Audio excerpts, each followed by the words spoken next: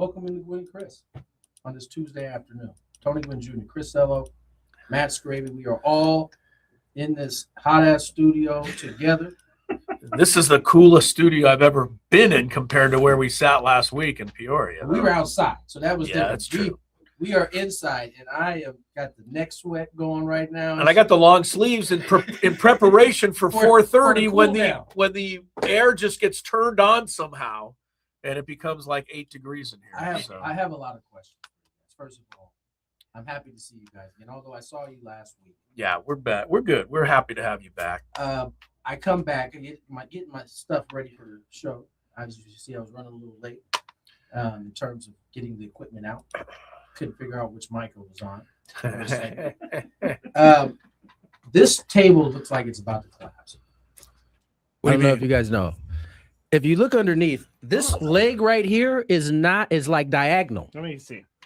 Wow, you're And right. and it's the screws are out of it. Look at that. The Oh my leg of goodness. where he's sitting.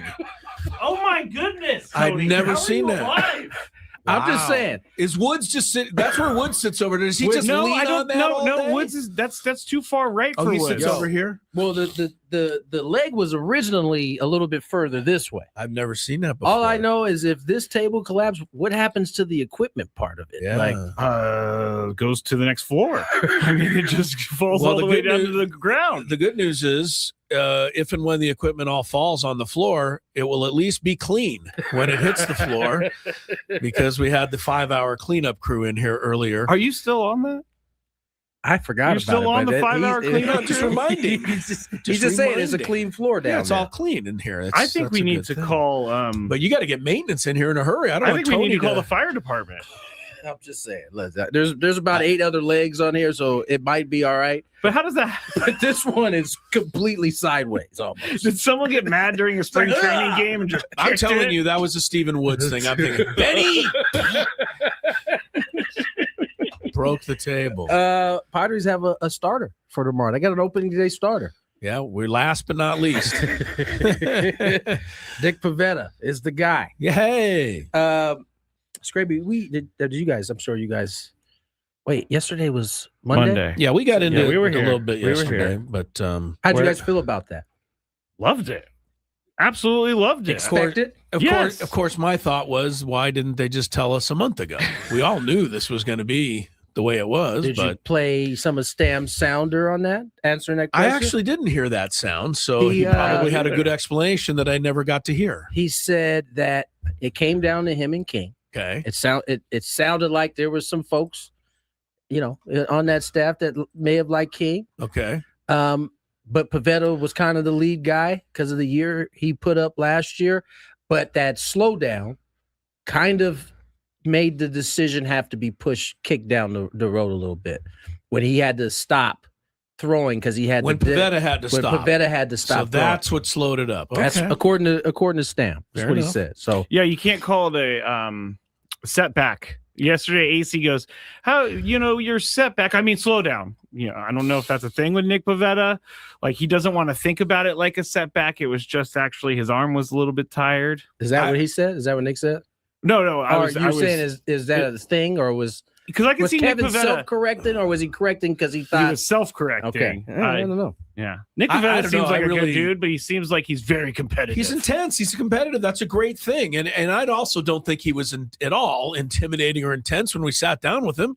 He's a very pleasant guy. No. He gets out on the mound and he Different dude. sees red. It's okay. I love that. It's okay. It's just what I told him last week. I said, my highlight of the season when you caught the Giants stealing your signals. That was an awesome moment. So, I mean, I have to say that I hate when I say this to those guys when we're doing the interview, Tony, because I played college baseball. I don't feel like I'm on their level, but I had no emotion at all when I pitched. So much so that in high school, I pitched a game early in the season one year at I think it was Aviation High School down by the airport in LA. That sounds like a top-notch baseball school right They there. weren't very good. Obviously, I shut them out, so they weren't very good.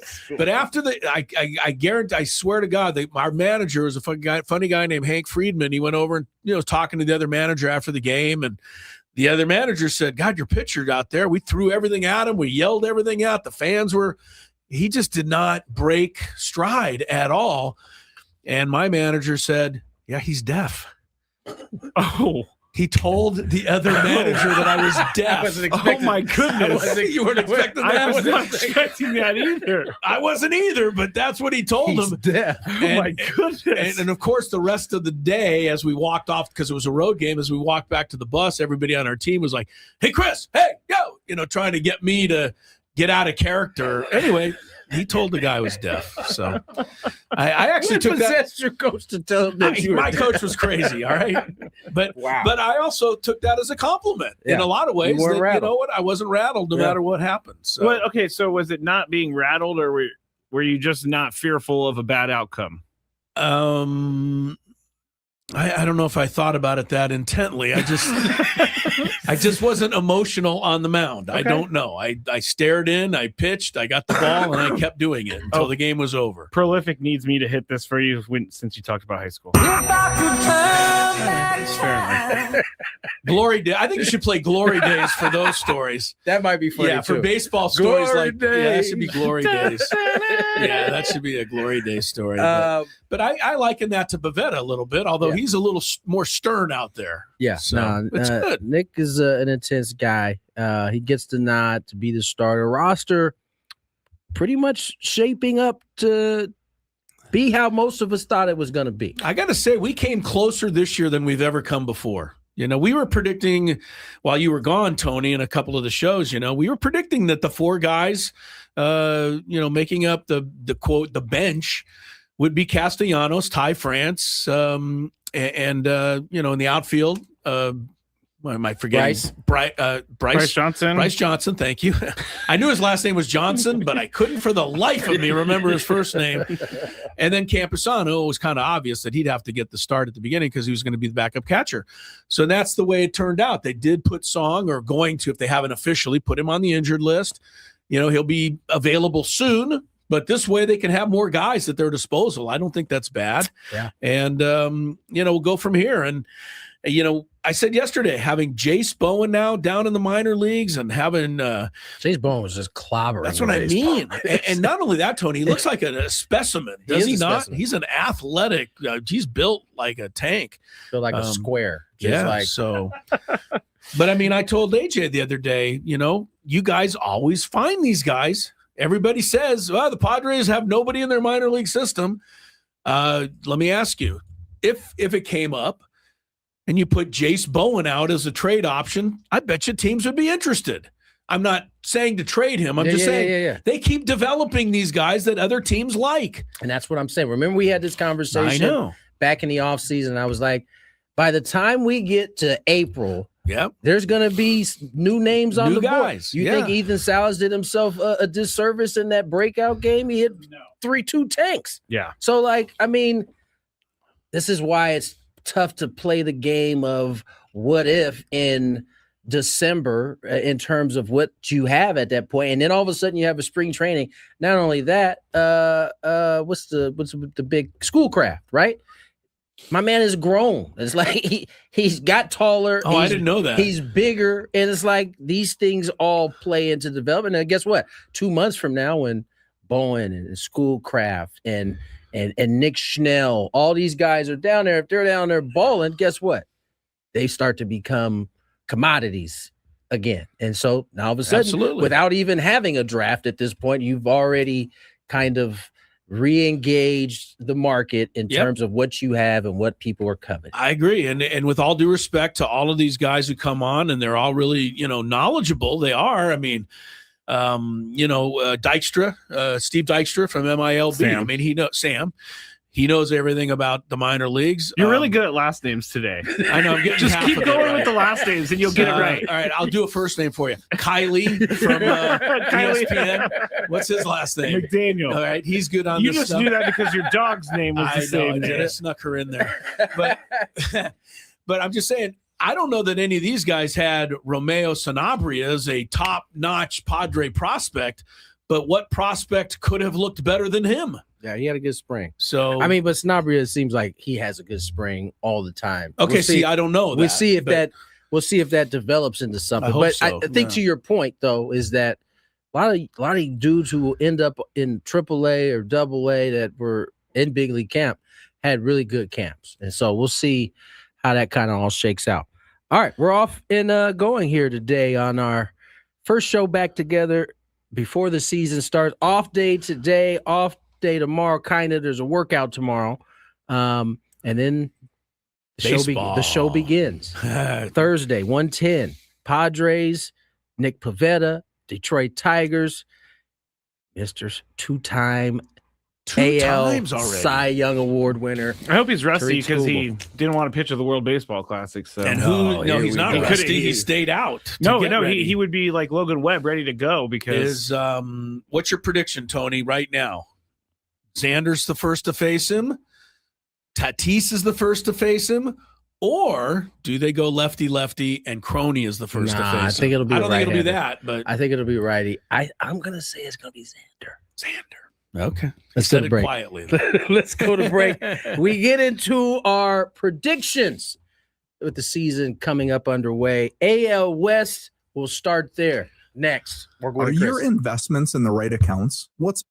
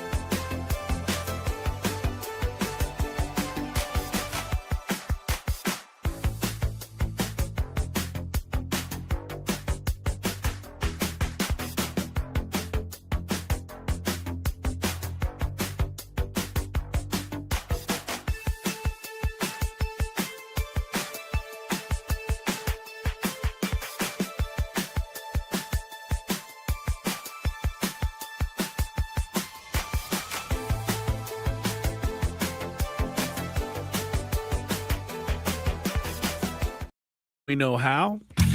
And baseball is back. Opening night is live on Netflix tomorrow, March 25th. Aaron Judge and the Yankees taking on Rafael Devers and the Gigantes. I believe it'll be Matt Vasgersian on the call. I can call them the Gigantes because that's what he calls them. MLB opening night, Yankees-Giants live on Netflix tomorrow. It starts at 5 p.m. here on the West Coast.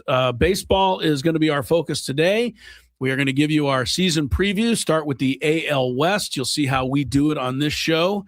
We're also, as we move along here today, going to focus on the Arizona Diamondbacks with Nick Picoro of the Arizona Republic. And at 3:30 today, Adam Klug's son, it'll be another round of the Fantabulous Sports Game Show. I'm ready. Adam Klug's son now programs the show. He should. He knows what the people want. He loves that show, so we love to give it to him. All right, Scrape, how about a little music for our first division, the American League West, and then I'll let you take us through the categories. You know, I found that Frank has the best music in the building now, so I'm going with Frank. Frank Marchese? Yeah. Oh, really? Frank's done the work. I'm going to steal it. Big Frank. Oh, my Lord. Did the Whoa, leg does just fall? I thought that was The it. leg just fell. Did it? It did. No way. If you were weren't just with us- tuning in. Right, if you weren't with us in the first segment, he Tony has the leg in his hand. Tony called our attention to the fact that there was a leg of our table that was just about ready to go It went. and fall, and it just did, and he's holding it in his hand. Like a trophy. Fortunately, the table is still standing. Dog, is this thing stable? What in the world? I don't know if it's stable at all now, Tony. I mean, We're going to need the... Have to sit like this. now with my Adam, did legs Adam snapped just from leave? under. Is that why he said bye? I think he knew something was going to happen. He got out of here while he still could. We should call our good friend, the birthday boy, J.R. Rogers. I don't know what he's going to do about it. Belated birthday, right? It's Belated, Yeah, a little yeah. belated, but I don't know. We got to get this fixed. Do you feel safe, Tony? Listen, I'm good. We can. Okay. I don't feel safe for Tony right now. Well, we got to forge on. Yeah, we gotta keep it. The show must go on. So you can't put your elbows on the table. It might whole thing might collapse. Rod said, good thing it was on video. That's true. That All I was- heard was a I know. major commotion I heard over the there. thud, and I'm like, that couldn't have been the table, and it By was. the way, this table is heavy. If it did fall, Well, it's got like, look got to at- be look- 1,000 pounds of equipment on look at it. this thing. Yeah, this might be a little shaky. Anyway, let's go. All right, let's start I'll and stand. forget about the danger that is I'll happening. stand. Over. You don't need to. Don't lean on the table. You got to sit down. Okay. AL West. What we're gonna pick for these today? First place, last place, MVP, Cy Young, newcomer. Tony, you're up first. Who's your first place AL West team? Who wins it? Man, this division's interesting. It I'm gonna is say interesting. I'm gonna say the Rangers. Oh, Rangers I'm gonna say the Rangers. okay. Chris. finished only. Skip Schumacher at the helm. I don't know if you guys saw That was how awesome. he Skip Schumacher informed- already. Now his whole team will love him for Oh that. my God! It's For like a long time. you always think like, man, what creative way can I like grab my team's attention? That's a great way to do it. Did you see it, Script? I don't believe I did. Oh, well, why So don't you tell he him? went out to make a mound visit to the young man who was on the mound, and that's how he broke the news to him that I love that. Instead of taking him out of the game, he told him that he made the team. yeah, And then he had to go back to pitch. Pretty much, he turned around, walked back to the he dugout. had the biggest smile on his He face. was trying to though, get so his. it- Yeah, it- he was trying to figure it out. That is awesome. His catcher went up there. Okay, now we're going to throw a curveball, and the guy's like, "Shut up! I just made the team." I kind of like how AJ Preller did it too. Like that's a great way to do it. AJ Preller with Ryan Weathers told him to put his COVID test in the big league box instead of the minor league box. well, that's a strong one. Luckily, that's not available as an option. No, I'm right just now, saying it's but very unique and it's we kind of don't, fun. we don't want that way to be we don't want that available. to be available. Yeah, that's a good call on Skip Schumacher, Tony. I'll go with the Mariners again. I think Texas is going to make it interesting, though. I'm with Chris. They have to dethrone. All right, the you're staying with the Mariners. Chris, last place team. They finished last year. I think a lot of people just assumed the A's were last. They were not. The Angels were last. And I don't see the Angels getting out of there. I really don't. So welcome. I mean, as long as you have Artie Moreno not caring whether they win a game, they're not going to I win a was game. just about to say they don't care about winning, so I would go with the Angels last. All Tony. right, Tony. Yeah, no, it's Clean Angels. sweep? I tried to find a way for it not to be the Angels because I like some of the younger pieces they got, but they are not better. Than I will say I like any- their closer. Yeah, Kirby no, Yates is Kirby Yates, back. for Yeah, sure. good for him. But Yeah, I don't think they're better than any of the other four teams. I don't either. All right, the MVP of the AL West. I'm still actually deciding about my MVP, but I've had a strong suspicion Julio Rodriguez is going to have one of his Good years. call. So I'm going to Good go with call, sir. Julio Rodriguez. Boy, you really reached. I did. Reach. I did. Tony? Oh, it's on me now, huh? Yep. I didn't like that. I thought I was going to Chris. MVP of the league. I'm gonna go back. He kind of had a slow year, but I still think he's like one of the best players in the division. Jordan Alvarez. Okay. Good old Jordan. all right. If he ever, when he's healthy, he There's scares nobody you. better when he's healthy. He scares you for sure. Chris? Well, I don't hate Nick Kurtz as a possibility, but guys don't normally go from rookie of the year to even better than True. next That's year. It just good doesn't call. seem to work that way. But I do want to go somebody different than Julio Rodriguez. So I'm going to say that Wyatt Langford is due to finally bust out and reach his potential with Texas. Well, That's a step out right there. It is, but he has had a major spring. I think he's And- hitting over yeah, 400. it wasn't necessarily that. I mean, I just heard how great this guy is, and he hasn't been yet. He's been good, but not great. Maybe this year. All right, Tony, you're up first for the AL West Cy Young. Brian Wu will be It's a the good AL call. Good call. That's a really good West call. Cy Young. Wow. He was very strong This last dude, year. what's amazing about Wu is that Was it the all-time record he got, or close to it for most six-inning quality? It was I think quality starts. It was right there. I don't know if he was broke right it or not. on it. Yeah. This dude throws so many strikes. Like, you put the breakdown. He threw 80 pitches. This 78 dude, strikes. He'll be like in the 60 range, which is crazy. I mean, he's one of the most efficient, and he's young. So I'm gonna go with Wu as my Cy Young. Good call. All right, Chris, I mean. Well, Jacob deGrom is the flashy name that jumps out, but I don't know that he's Cy Young guy anymore. And so I can't find anybody else until I go over to the Astros. You're going to take my guy. Totally underrated last year, Hunter Brown. He Yeah. was one of the best pitchers in baseball. I don't think anybody even knows who he is outside of Houston. So I'll go Houston. Houston. I'm going with Hunter Brown as well. All right. I was just looking at stats last night, actually. Last year, he 185 innings, 2.43 ERA. That's good. Let me tell you, 12 wins. 185 innings in today's day and age Is a lot. That's a big He's time. worn out. I mean, Big listen, time. 2023, 155. 2024, 170. So is he It's just 185? increasing. So is he going to go 200 this year? We'll Nolan see. Ryan had 185 by the All-Star break back in the days, but those were then. I don't want to This is hit now. the sounder again. You don't Gotta need hit to. it. Gotta hit it. All right. Okay, fine. Tony called for it. We have to hit it. All right. Finally, Chris, newcomer. Newcomer to the division. Tony and I just talked about this when you left the room. There aren't many to this division. I'm looking at names like Brandon Nimmo, which doesn't thrill me. Mackenzie Gore, maybe. Jeff McNeil won a batting championship. He, comes by the into way, Jeff division. McNeil fits the The A's, you think that's where Sacramento's he should- you A's think he'd look be- so crazy. That's all I can think about watching him in Asia. He's going to look like he's been there all his life. He huh? might have been there forever. I'm going to go off the board here for, and I don't know his first name, but it doesn't matter. Houston Astros starter Imai, Imai, Japanese pitcher. Everybody says he's got incredible stuff. I heard that. Maybe he's the best newcomer in the division. I heard his pickoff move is incredible. Oh yeah, okay. I heard that his Something feet to are look at. like electrically fast. Is it my turn? No, it's my turn. I was going to go with Brandon Nimmo. Well, you can.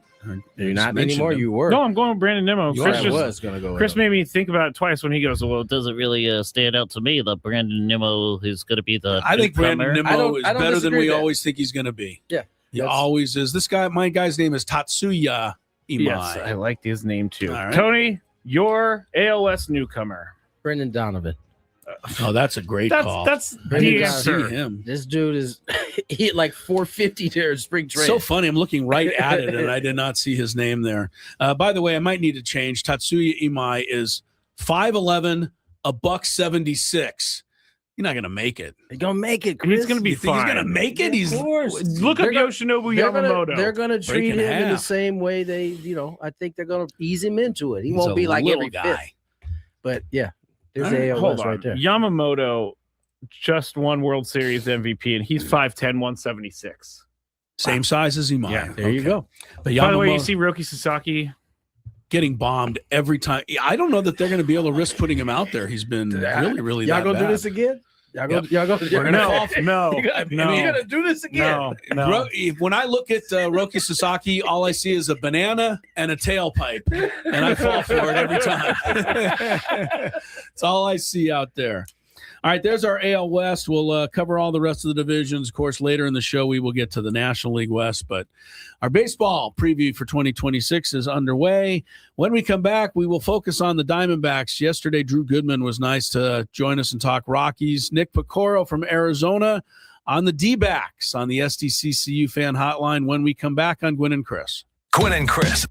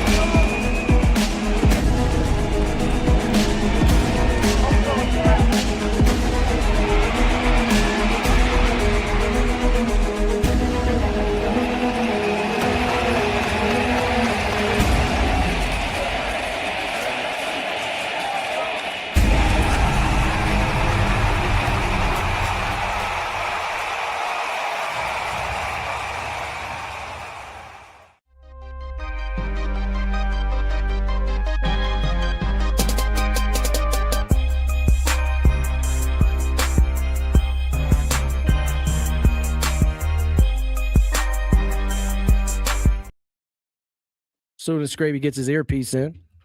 Yeah, these are like I still can't. You're figure still them working out. with him, huh? Yeah. It looked I- like you're doing a little bit better than you were the first day, where you couldn't even figure out how to get them in your ear. Yeah, definitely doing better. I like thought you were going to these. throw those away. You hated them on Well, day I one. hated how they went in my ear, but I like the sound of them. Mm. And I like how they're you guys know in earbuds, Chris and I wear earbuds every day. Some of the earbuds hurt my ears, and these ones fit nicely. Did you? How about this? Couldn't be happier. How about this? Thanks, Chris. Did you guys see? I saw a video that said we have been wearing AirPods the wrong way for a very I long have seen this. Oh, really? These we're putting them in the wrong way. Not those ones. Yeah, The- Okay, these AirPods. I'm the- good. the but new you're talking ones. about the the wireless They're ones. supposed to go They're up supposed to go up and like fit in your ear. so that they stay. Right, we've been all like letting them hang down, thinking we were like cool people, and But if not we, even wearing them But right. you know, and if we tilt them up now, we're gonna look like Martians. It looks weird because Yeah, we've I'm been not doing doing it it. because we've been doing it the Exactly. other way I'm for not so doing long. it. But I'm if not you, doing but it. I've worn an AirPod where you put it in your ear and it And it sticks fits there. way better. Not It fits doing way it. better. Way better. Not doing it. You don't have to. It's just My let- goodness. let you know it's an I'm option. adamant about it, Scraby. My goodness. Not doing it. As I said, Nick Pecoro will join us. Arizona Republic. How's your brackets doing, Tony? Did you do brackets? I did. Yeah. Uh, Anything?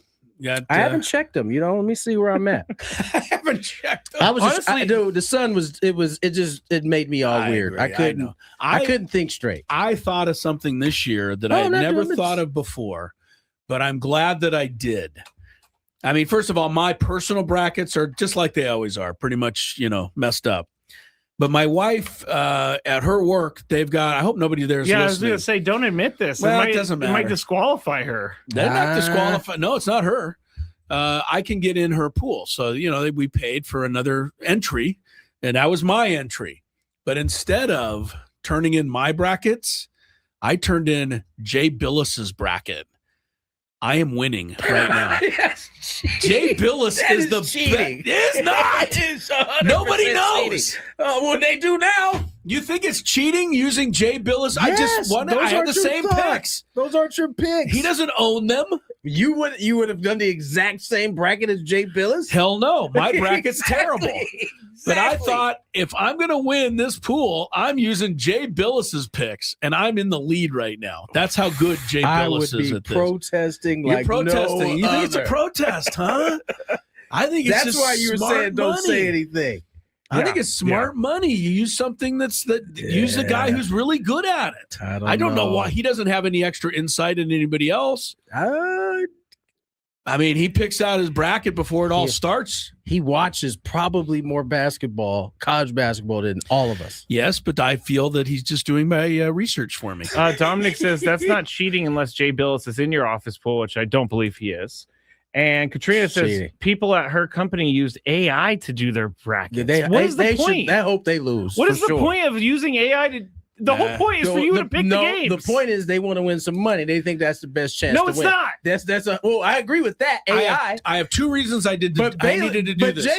Jay Billis is for sure a cheat code. It is totally not a cheat code. Cheat Number one. code. Number two, my wife won this pool 3 years ago and hasn't let me stop hearing about it. I need to get even. If I'm Need to Lori, win it I'm once. 100, and you win this.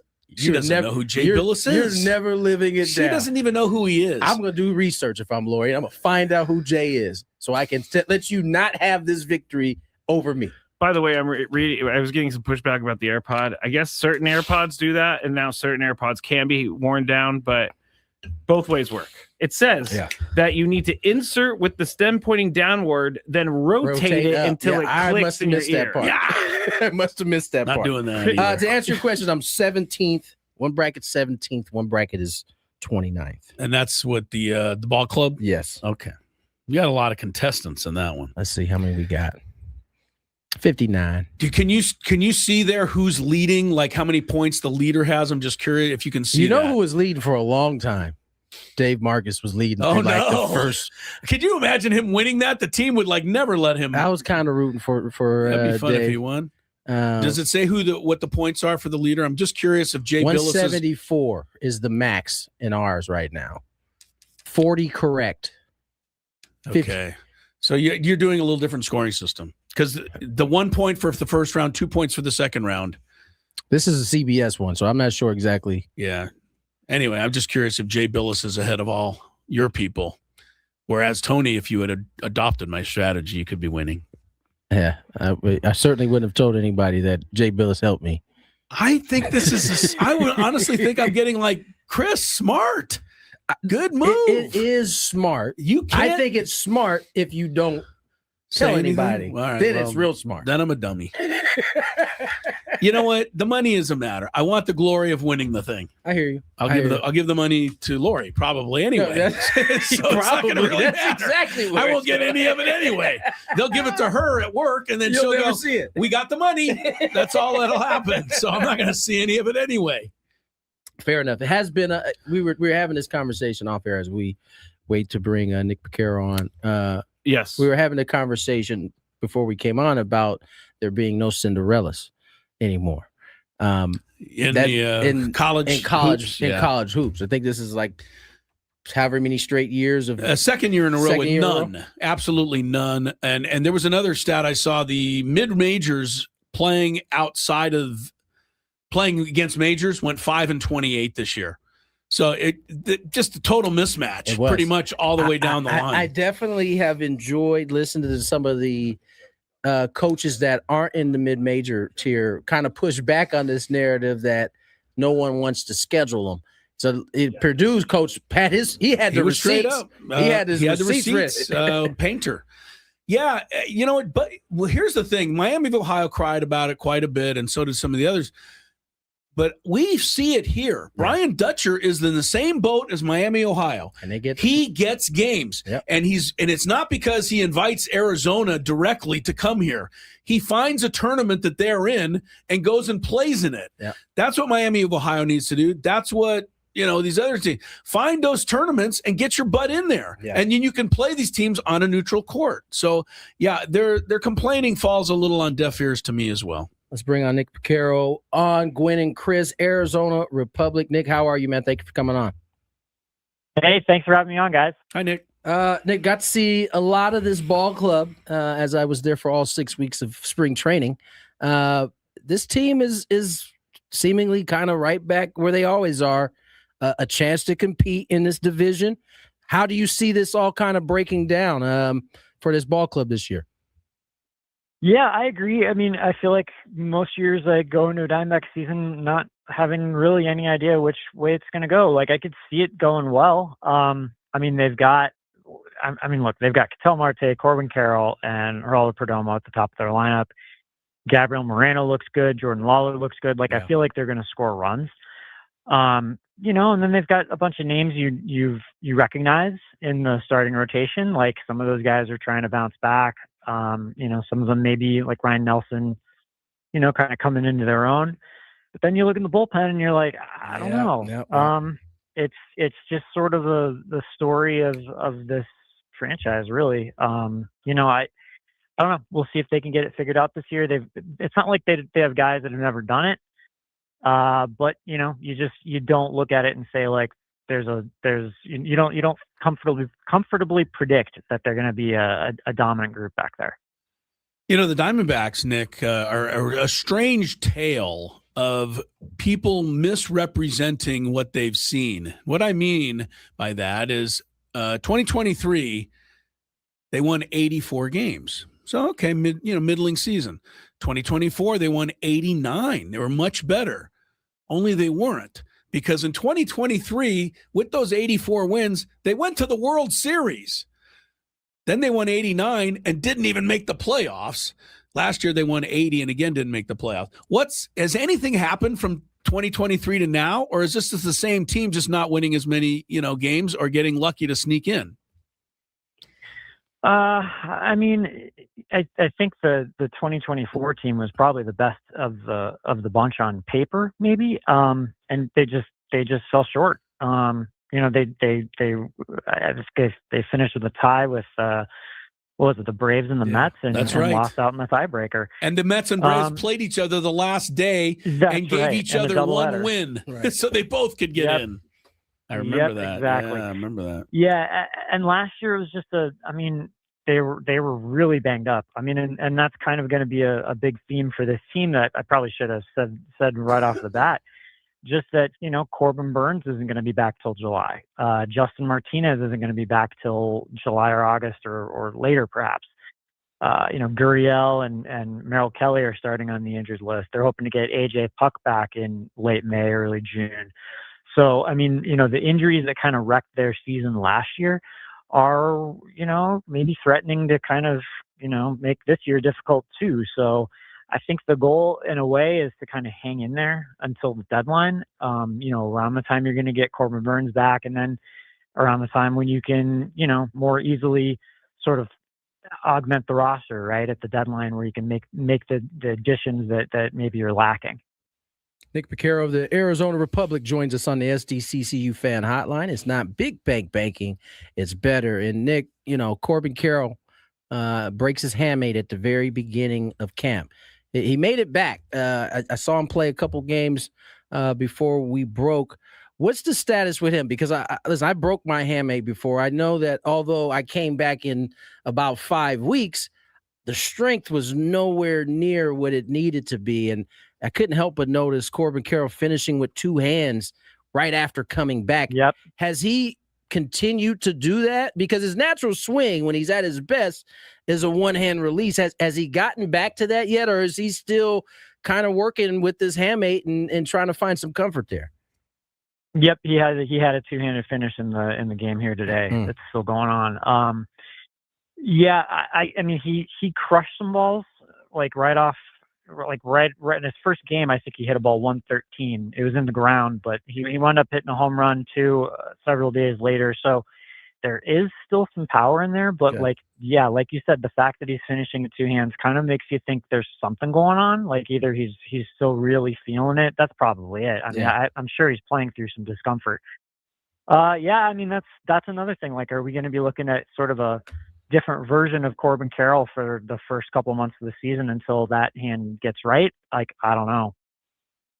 Nick Piquero, Arizona Republic, Diamondbacks, of course, they are right there with the Padres, always giving them a tough time here. And Geraldo Perdomo, to me, maybe I just wasn't paying attention, but he went from being a guy I didn't know a whole lot about to a 7.0 WAR, one of the best in all of baseball, nearly won the MVP award if it wasn't for Shohei Ohtani being superhuman.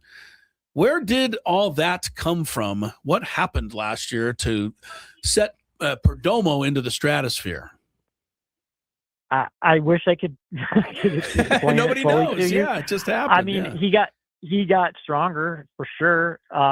He started figuring out a way. I think probably like a contact point thing. Like I think he figured out how to catch balls out front a little bit and hook them down the lines. He started showing, more power than we'd ever seen from him. This is a guy that always had a great approach, incredible quality of at bat, just night after night. I mean, at bat after at bat, he just doesn't give any away. But I mean, think about this, in 2023 down the stretch, they promoted Jordan Lawler for the first time. Perdomo was the one that was moving around to play some second and some third. He was giving way to Lawler at the time because the thought was this is going to be Jordan Lawler's position. And then they go on that run and kind of Perdomo solidified himself, I think, during that playoff run is this is his team, this is his position. And then he just kept getting better and better and better. He's really good. I don't know if he's going to hit 20 again. Because it was just so above and beyond anything we'd seen from him. But I guess I wouldn't be shocked. I wouldn't be stunned, but he's really good. He's a really good player. Nick, Brandon Pfaadt has been a conundrum to me because he's a guy that seems like he has a ton of talent, and we've seen him put it together in that World Series run where he was one of you guys' best starters. I saw him make a start during spring where he looked like Cy Young again. I mean, is this the year that Pfaadt takes the step forward that I kind of feel like this organization saw for him when he first came up? Yeah, I mean, and keep in mind before last season, which was a bad year, they gave him a big contract extension. So they were betting on a breakout, and it didn't happen. I don't know. I mean, the slider's his big pitch, sweeper slider, whatever you want to call it. And he kind of lost it at times last year. He kind of needs that pitch to to get guys off his heater because it's not really a special fastball.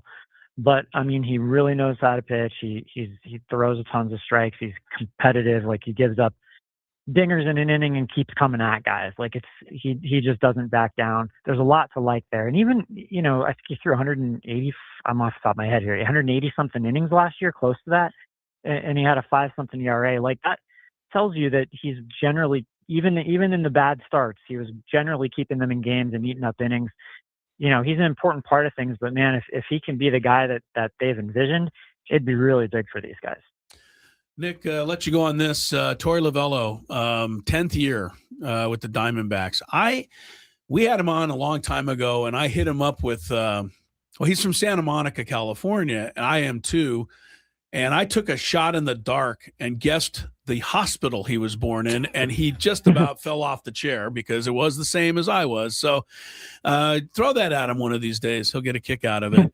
But I think he's quietly one of the better managers in baseball. He just does a good job. I think everybody likes him. I don't know of anybody around the league that doesn't care for this guy. Is there anything he's trying to do, maybe just to get his guys, coax them over the hump a little bit? Well, they started last season kind of playing some sloppy defense and run into some outs. That, sort of the fundamental stuff that really gets under managers' skins, but, especially his skin. They were really focusing on a lot of that stuff in spring training, kind of to a different level than they had before. But I mean, I don't know, man. He's going into a contract. He's a lame duck manager, which he's been many times in the past. He, as we talked about, has a bullpen that's a little hard to trust, and that's what people tend to evaluate managers on, right? And take a look at the Diamondbacks schedule when I get off the phone here. You should check that out. I think it's like 7 of the first 11 series are against playoff teams from last year. 3 out of the other 4 are like contenders. So like they have the Rockies, and then they've got like 10 series against really good or competitive teams. That's tough, especially with all these injuries they have at the beginning of the season. Like I don't think he's in I just feel bad. I think he's in a tough spot to open the season. I guess things get easier, right, after the first 6 weeks, if that's your schedule. But yeah, I mean, I'm curious to see how all this plays out, because it sort of felt like at the end of last year, he kind of had to manage for his job.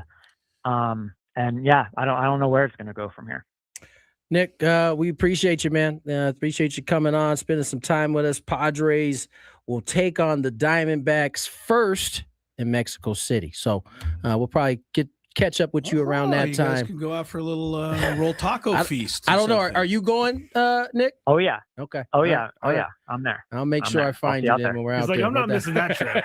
Nick, appreciate your time, man. Sounds good, man. Thank All right, you. Take care. Dick Vaquero there from the Arizona Republic.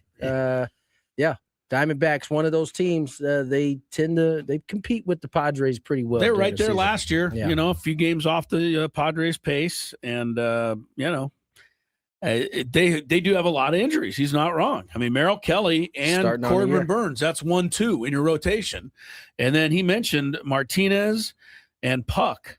That's 1-2 in your bullpen.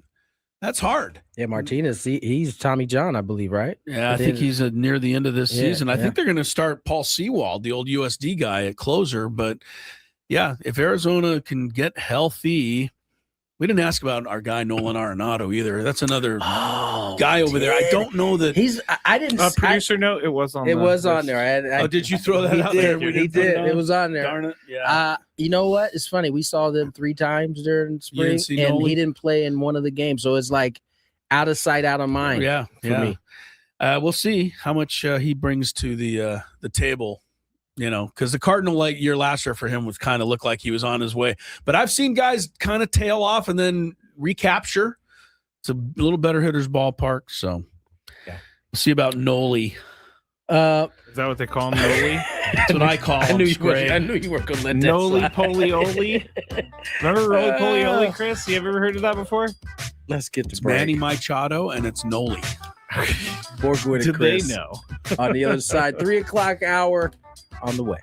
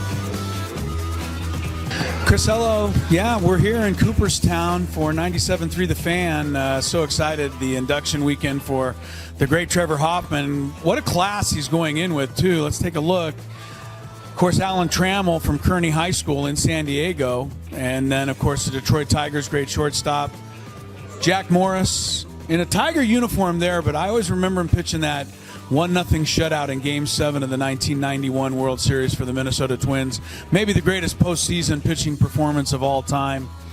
Chipper Jones, Padre fans remember him. Every fan of a National League team remembers him because he would come in and do damage to that team. Only the second #1 overall pick in the Major League Draft, Chipper Jones, to be inducted into the Hall of Fame. The other is Ken Griffey Jr. Vladimir Guerrero, never met a pitch he couldn't swing at, and powerhouse hitter for the Expos, and then, of course, the Angels at the end of his career. Jim Thome, over 600 home runs, mostly with the Cleveland Indians. And then, oh, yeah, the guy down here on the end who used to get all these guys out all the time, Trevor Hoffman, the greatest Padre reliever of them all.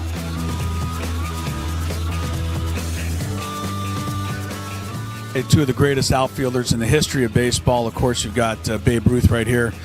Ted Williams right over there. I was wondering who the third outfielder would be. And then, of course, it hit me. Tony would be upset if I didn't say that the third outfielder, who will someday probably be displayed right here between these two guys, is obviously Mike Trout.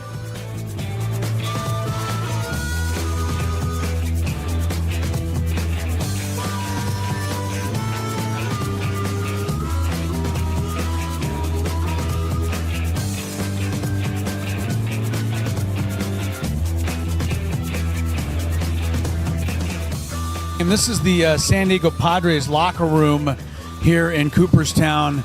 Obviously a couple of jerseys there and hats, gloves, all-star stuff. I think the most interesting thing in this entire display, though, especially this weekend, is a picture in the top corner of Angus Young.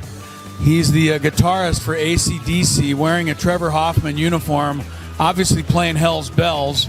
I know that Trevor went to many AC/DC concerts and was honored by sitting in the front row to watch AC/DC play Hell's Bells in his honor. But there's a picture of Angus Young playing Hell's Bells for Trevor Hoffman, wearing the 51 jersey right there.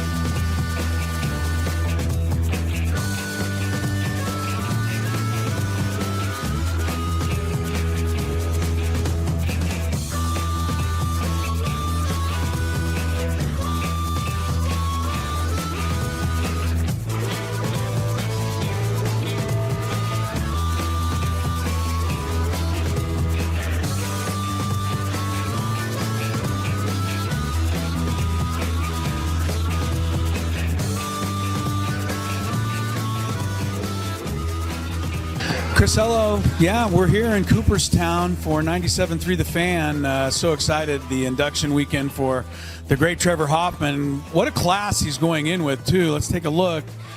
Of course, Alan Trammell from Kearney High School in San Diego. And then, of course, the Detroit Tigers' great shortstop, Jack Morris, in a Tiger uniform there, but I always remember him pitching that 1-0 shutout in Game 7 of the 1991 World Series for the Minnesota Twins.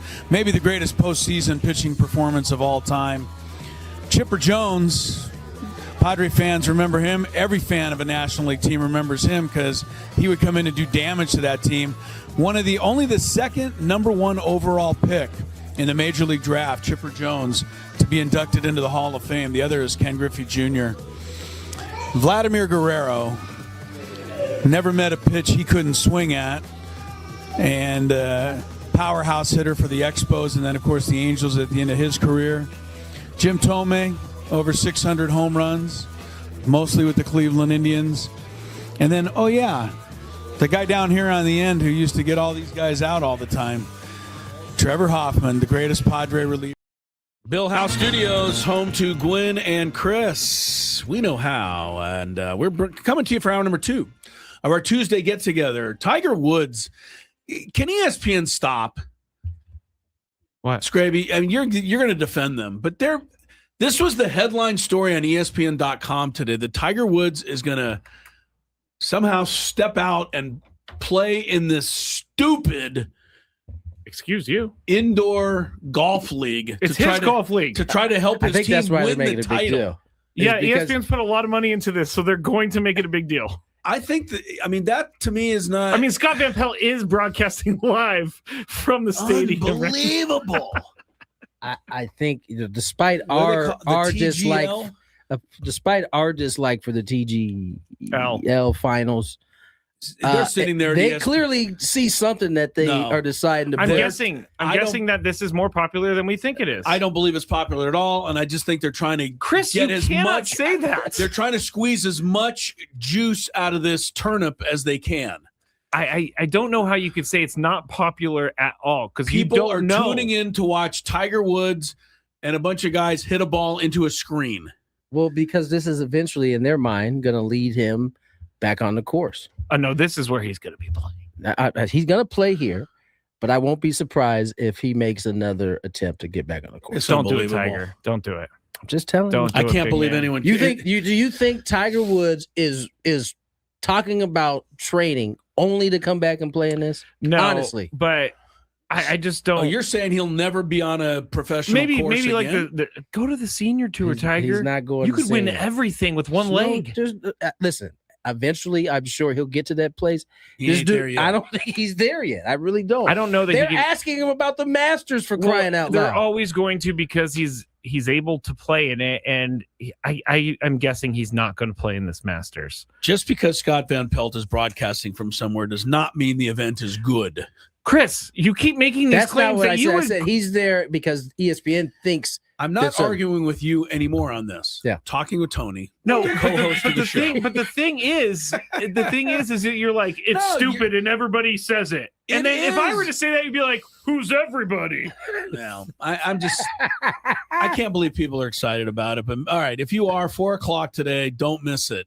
In the meantime, we have a lot still to come. In this hour, we're going to do a preview of the American League and National League Central divisions as our baseball preview for 2026 continues. More importantly, in this hour, and now you got me riled up, Scraby. It'll be Tony Gwynn Jr. looking to kick your butt again What in the the heck? Fantabulous Sports Game Show. That's coming been a up while. Tyler has a Yeah. great 3:40. comment on the TGL. It was funny. There was a mic'd up moment when he asked his teammates for a distance and they said 99. Usually golfers talk in the last two because he knows he's inside of 100 yards. But you might be You 99. so he thought it was 99 instead of 199 and he hit a wedge instead of like an iron. It was great. It was Can't great. they hit a wedge 199? I mean, just Tiger, about. yeah, Some but of these yeah, guys. yeah, they definitely can. It's crazy. All right, we got some I game. don't like that kind of comment right there. Victor Wembanyama saying that he should win MVP. He's saying he should be the leader in the race. Just go play ball, dog. Yeah. You're already an alien. The game will speak for itself. He's I plus hate the 2,200. lobbying for it. Like I'm not a fan of that. I should be in first. Yeah, I don't care for that Yeah, either. I'm okay. now not rooting for him. Right, exactly. I just went picking somebody else. All right, let's play or let's do our daily gambit here. Lakers last night trying to make it 10 in a row. Do you like money? I think about money a lot. Do you like money without doing anything? Winning. Do you want to make money while watching sports? I think Washington is a mortal lock. Washington! Woohoo! If you answered yes, this is your segment. Just don't blame us when you lose. Nothing is ever your fault. It's your game. Take it. Gwynn and Chris go through the top bets of the day in The Daily Gambit on 97.3 The Fan. Daily Gambit is our daily sports betting segment on Gwynn and Chris. Please gamble responsibly. The people on the Scraby show are going to start hating me because I keep bringing up all the news about Polymarket and Kalshi, but now they're looking to crack down on these sports prediction markets. They're looking to make sure that you can't trade, quote unquote, because as the person who's putting forth the legislation said, it's sports betting, but it's not sports betting. It's trading, which is actually sports betting. So anyway, I don't have time for all of it. I don't either. Yeah, you don't have any idea what I just said? They're going after. They're going after. But it's sports betting. I don't get it. But it's not sports betting. It's sports betting. Trading. It's sports betting camouflaged as trading. Okay. So they say that they need to pay and follow all of the sports betting rules, Kalshi and Polymarket. Because the trading rules are a little bit. I don't even get what federally. What are they trading? What are you trading? That's what I mean. We've talked about this for like a year now. You're waving me away. You gotta explain it, man. Tony doesn't know it. Nobody else knows it. I'm confused. Why are you waving me away? Right before I opened my mouth, I said, "Is this worth it?" And I should have said no. Yeah, it's not worth it. What are you trading? You are trading on players. You're trading. Does LeBron James have? Don't forget, we got Daily Gambit that's playing in the background. All right, fine. What are you trading? I've never heard of this trade. Don't be mad because we don't understand. Somebody in the chat just send me a text and say, "Here's what it is, Chris, you dummy." I don't think anybody knows what this is. Okay, that is a false statement in every sort of way. Gravy, we have a game. I just don't like it when he makes these generalized statements. Nobody knows what this is. UConn minus 37 Why do you and take a half. it so personally? I mean, I didn't think it was going to be such a crazy thing. Did you invent this stuff? No, I just hate these prediction markets because they're predatory and they're skirting federal rules. You feel like Scraby losing some money because of this. It sounds like it's taking a lot out of his go look. pocket. There is 0 accounts set up on any of these sports betting markets, prediction markets. I just think it's a slippery slope to bad things. UConn minus 37 and a half against Syracuse in the women's NCAA tournament yesterday. Chris went UConn. For some reason, I went Syracuse. But UConn won 98-45. Not only did they win 98-45, but they were full court pressing for most of the game. I don't know if you saw the head coach's of the game comments after the game. Yeah, she's tired of being put in their bracket. It's unfortunate. I mean, I didn't disagree with her, but it is the way it works. Like you play in your out area, east. yeah. I mean, that's where Syracuse is. Unless you move the university, you're gonna have to play them. And I get her frustration because she's been at other schools that are also back east. There are and she keeps ending up at you UConn. are just being led to slaughter if you play them. It was 65-12 at halftime. That should not be the score of a contest. What was it? What's the young lady's name for UConn? AZ Fudd. Fudd was like 9 of 11, like at one point in the game. Yeah, from 3. They all they are so good. I asked Scraby this, and he said he would never get tired of it. I think I would. Winning by 50 every game. No, I don't think I would either. You wouldn't? You just go out every time and just crush people? If I and knew that this it? team was working the way that I assumed that UConn works, and they walked out on the court, and it was like everything was working like it was in practice, I don't think I'd get tired of that. Okay. It feels really good to dominate. Listen, I've been on like a couple teams that were like really good, and that feeling of winning is like intoxicating. Yeah, but you've never been on a team that was winning before the game started every time. No, I haven't. But the little bit of winning I have experienced was enough. I enjoyed that. I love to win too. I do. I just think I want a contest. Like if I'm going to go play, all right. I don't want to throw my wife under the bus, so I'm gonna use Scraby as an example because he says he can't play. He's a terrible tennis player. I am. If I was going to play Scraby at tennis, I would get very little joy out of whipping him because I already know I'm better than him. That's There's no not true. I think you would enjoy for the first game just I don't think wiping so. the floor with me. Maybe the first game. Then I'd be like, what's the point? But you're also not playing for a championship. You're just playing me. Move on. The other thing is they're going to play against tougher competition too as they get going. Yeah, maybe you have one tough game before they get the title. All right, in the other game, South Carolina minus 23.5 against USC, Southern California. USC, didn't they? I think Chris, did you take USC? I did. Yeah. Okay, I took South Carolina. South Carolina wins 101-61. UCLA minus 28.5 against Oklahoma State. Chris and I went UCLA. UCLA won, but they did not cover 87-68. Backdoor cover. UCLA was ahead by like 40, and then Oak State beat the spread at the end. Lakers minus 1.5 against the Pistons. Chris and I were feeling the Lakers a little bit, but the Pistons ended up winning this game 113-110. And I saw a lot of Laker fans, Tony, online said the refs felt like it was time for the Lakers streak to end. I'm not going to lie. So they took it away. There were a few calls. Just watching, eyebrow raising. It just seemed like it was that time. It was they were due for that calls loss. That were a little. Anyway. I mean, LeBron not having any points in the first half also. That caught our eye too. Yeah. It did, yeah.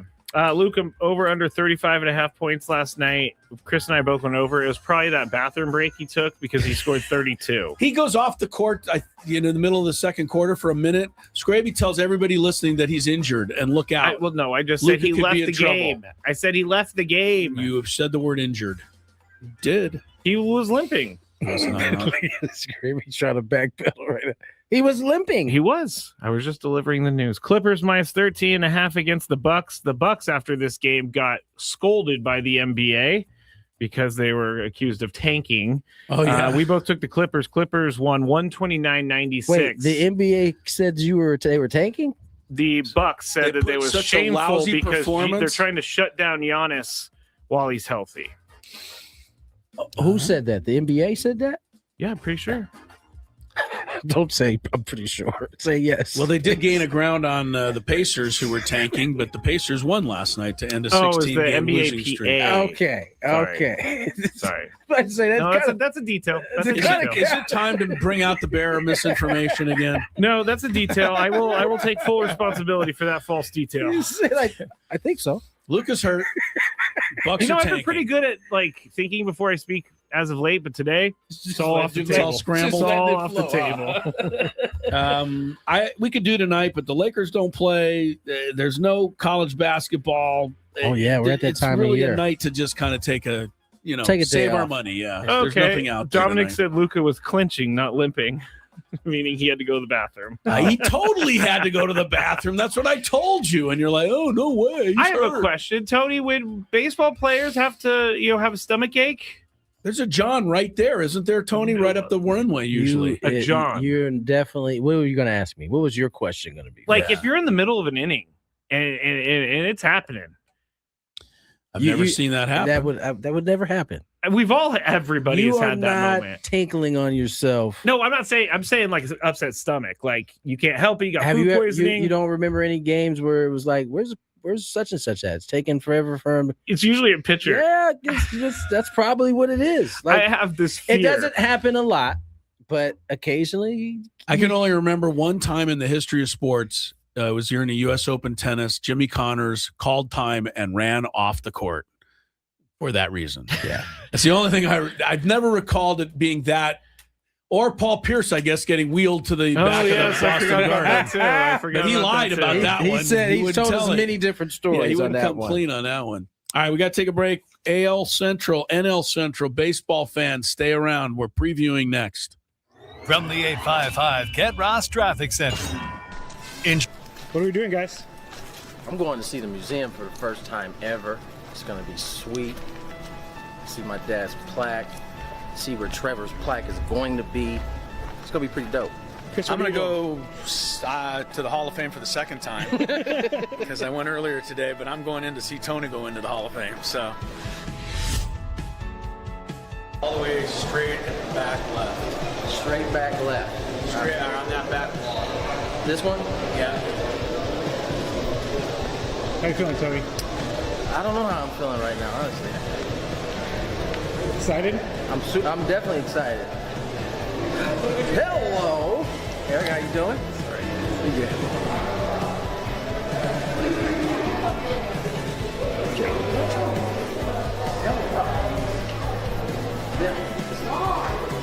Wow. Just like I told you, next to the famous Barney Dreyfuss and Leslie Wilkinson, whoever they are. That does look like them. I know. It's a good shot. They don't do them all that great. That one's good. Really good.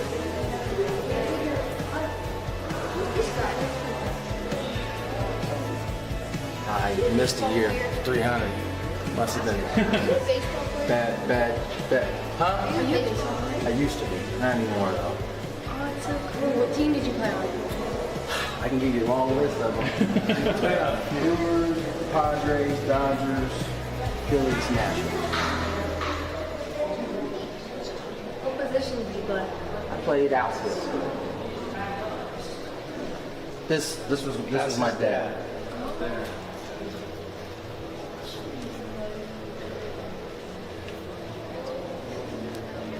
Oh, there's Dick Williams, Goose.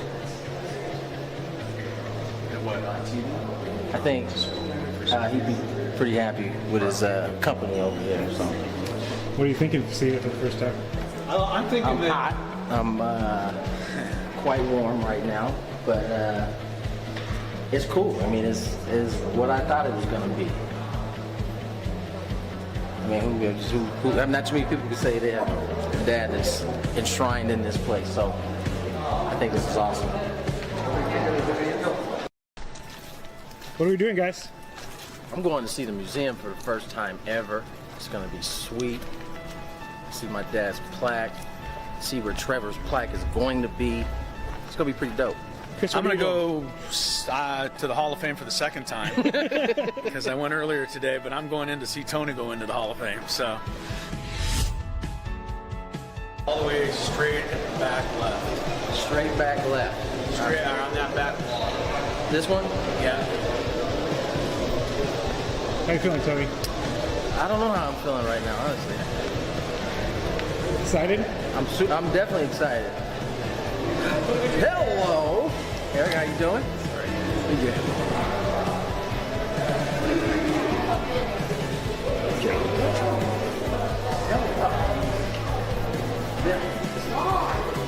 Wow. Just like I told you, next to the famous Barney Dreyfuss and Leslie Wilkinson, whoever they are. That does look like them. I know. It's a good shot. They don't do them all that great. That one's good. Really good.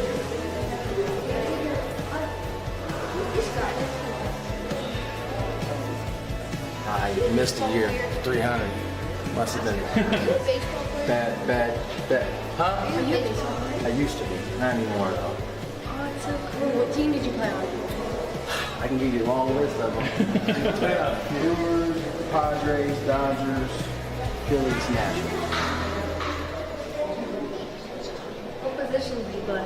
I played outfield. This was my dad.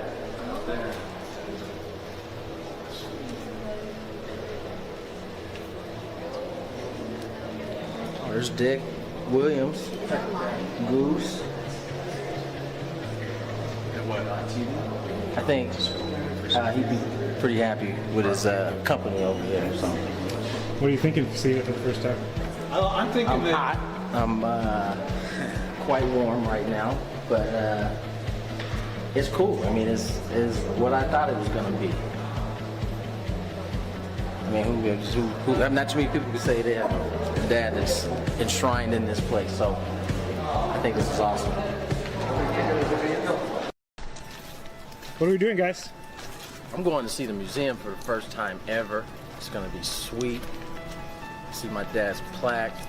See where Trevor's plaque is going to be. It's going to be pretty dope. Chris, I'm going to go to the Hall of Fame for the second time because I went earlier today, but I'm going in to see Tony go into the Hall of Fame. So all the way straight and back left. Straight back left. Straight around that back wall. This one? Yeah. How you feeling, Toby? I don't know how I'm feeling right now, honestly. Excited? I'm definitely excited. Hello, Eric. How you doing? Pretty good.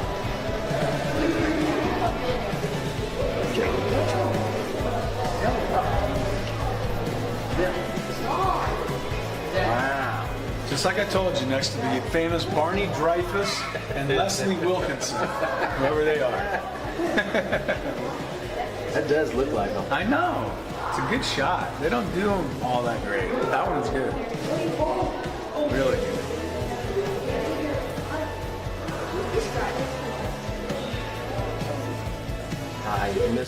We got to do our picks, Tony, but you're interrupting the 4th hour of pre-match coverage on ESPN of the TGL. The only longer pregame show I've ever seen is for the Super Bowl. Next time Chris has some dorky thing that he likes, I'm just going to crush it on the air and say it's the worst thing Good that's luck ever finding happened. anything dorky that I like. Good luck finding? Other than my helmet collection, you got nothing on me. Okay. Is that true? Sir? Is that true? You got nothing on? Okay. We'll see. All right. Well, let's go ahead and get to our next division. We're talking AL Central. Yes, we are.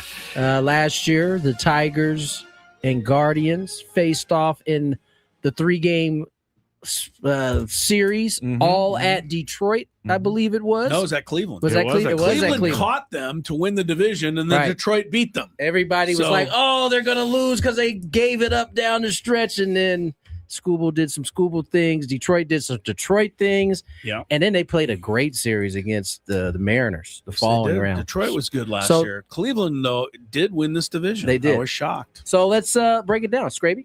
Yeah, we're going to start with you, Chris, in the AL Central. Who is your first place team prediction? This is my one upset prediction pick of the year that I feel strongly about. I'm picking the KC Royals to win this division.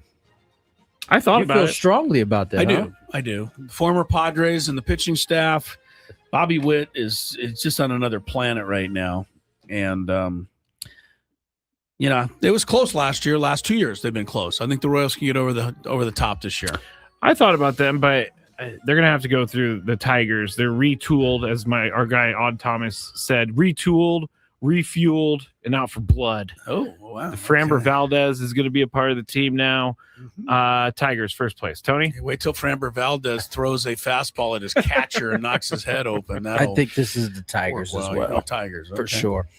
Their pitching staff is It is good. is next level. Verlander's a Hall of Famer. He's a number 4 or 5 guy. Yeah. So I like tells my you. chances when Verlander's a number 5 guy. Yeah. Is it true that Kolek and Berger didn't even make the Royals rotation? They didn't. Well, I know when they I didn't make last the rotation. Berger's hurt down to AAA, but yes, he you're was right. They didn't make it. I saw them late, kind of late, and they folks were like they were on like the bubble before Yeah, the they didn't injuries. quite make it. All right, everybody who are crushed, still there. everybody who cursed me last year for saying it was an okay trade, take that into account, people. Move on. Wait. All right, last place. Did that hurt your point? What was your point? He doesn't know. I whether- said it was a good trade for Freddie for me. I thought you said something about it. And I being an was being okay told trade. I'm an idiot because the Kolek and Berger are the future of the Padres, and now they can't even make the rotation. Yowzers. AL Central last place, I say the Twins. Twins. I think they were so bad last year, and they are not going in the right direction. Their ownership doesn't even know if they want the team or not. They finished 10 games ahead of the White Sox. That's I how know, bad but they I were. feel like the White Sox, under the leadership of Tony's good friend, and I'm forgetting his name right now. Will Venable? Will Venable. I think that they're going to be a lot better this year. I don't think they're going to make the playoffs, but they're going to finish higher than the Twins. So Twins last place. Tony? Twins last. Ooh, White Sox are going to be better, but Come I don't on, think they're going to be Tony. that much better. Have faith in Will Venable. I'm going Twins, baby. Let's go. I think it's Last Twins. place Twins. Oh, Will Chris- Venable showed signs last year. Yes, the White Sox are going to be better, and the Twins are going to be way worse. Tony, your AL Central MVP. Oh, it's Bobby Witt Jr. Chris? Yeah, he's got in a flow. class by himself in this league. And now that I saw him play shortstop in the baseball classic, and thought, wow, I didn't know he's that good at shortstop. Oh, yeah. He's I knew he amazing. could do all the other stuff, but yeah, he's clearly the class of this division, I think. I think so too. I go Bobby Witt Jr. And so, Okay. unfortunately, I can't get him on my fantasy team. He helped me win that first championship, but I can't get him ever since because he's too good. You hear the violins? I hear the violins. He's so good. By the way, You Scraby hear had that? 6th pick this No, year. don't say it. Passed on Fernando. Passed Wow. on him.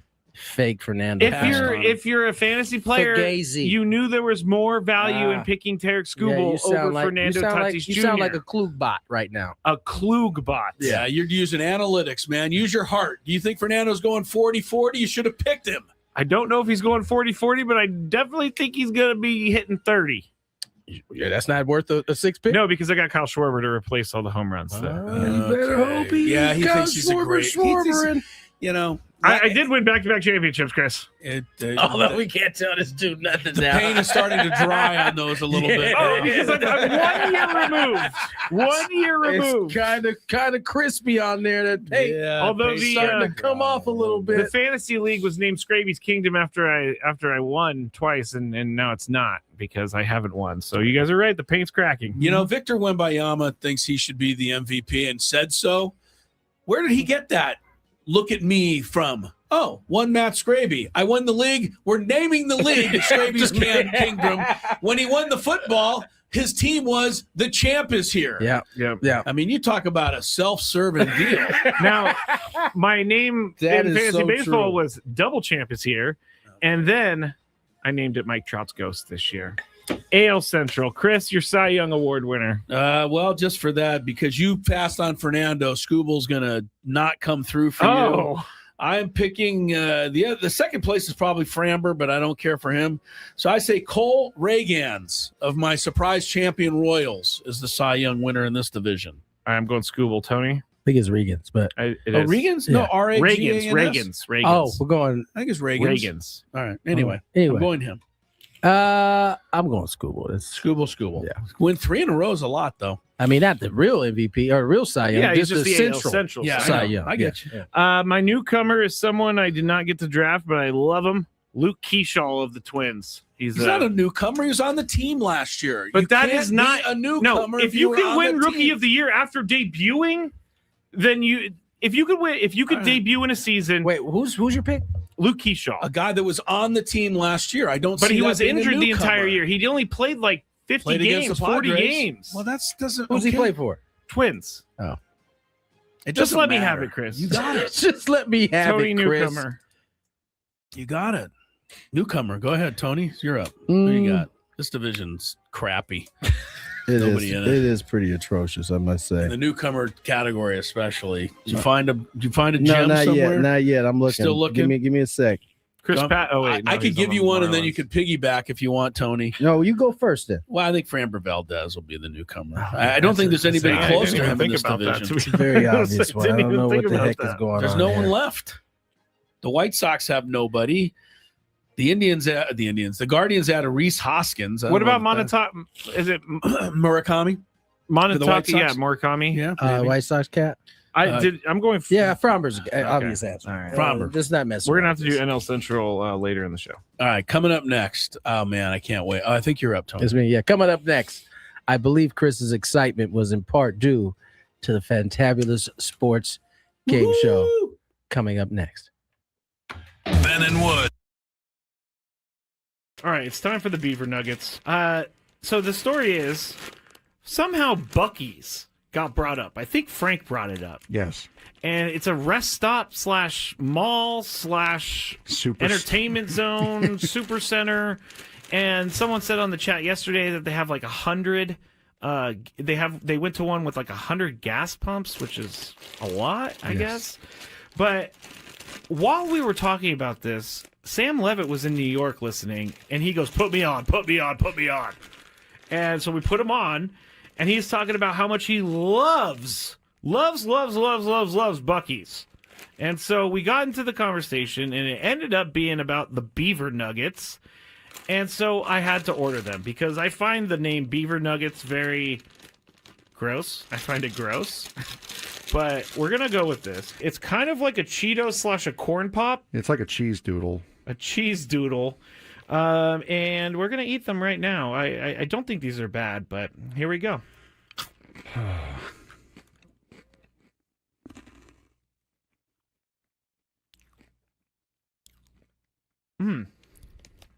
I like it. It tastes like a corn pop. I was just saying it tastes like a waffle, really. It does kind of taste like a waffle. You know what? I'm in. These are good. Yeah, I'm not. You want another one? No, I don't want another one. But yeah, I mean, it tastes like a waffle, like a waffle with syrup on it. It's pretty good. I gotta say. I'm not hating these at all. Actually, they're very good. I like this. The waffle is a perfect explanation. If you've ever had, I'm sorry, I'm talking on the microphone with food in my mouth. But if you've ever had a, what is it? A Lay's potato chip that's waffle flavor. It's kind of like that. No, Sad Fryer says, are they cheesy? No, they're not cheesy at all, actually. They're sweet. No, it's like a hard waffle with syrup on it. With dried encrusted syrup on it. Now, I don't exactly know what the puff is. It could be just fake something. Most likely. I mean, it's like caramel a little bit too. All right, I gotta stop eating these because I will eat the whole bag. I love these things. I'm gonna leave them here though because I will eat this if I go home. It's just gonna be a bunch of beaver nuggets in my bed as I sleepwalk or something like that. All right, it's time for the beaver nuggets. So the story is somehow Buc-ee's got brought up. I think Frank brought it up. Yes. And it's a rest stop / mall / entertainment zone, super center. And someone said on the chat yesterday that they have like 100. They went to one with like 100 gas pumps, which is a lot, I guess. But while we were talking about this, Sam Levitt was in New York listening, and he goes, put me on. And so we put him on, and he's talking about how much he loves Buc-ee's. And so we got into the conversation, and it ended up being about the beaver nuggets. And so I had to order them because I find the name beaver nuggets very gross. I find it gross.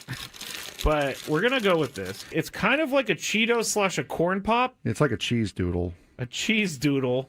And we're going to eat them right now. I don't think these are bad, but here we go.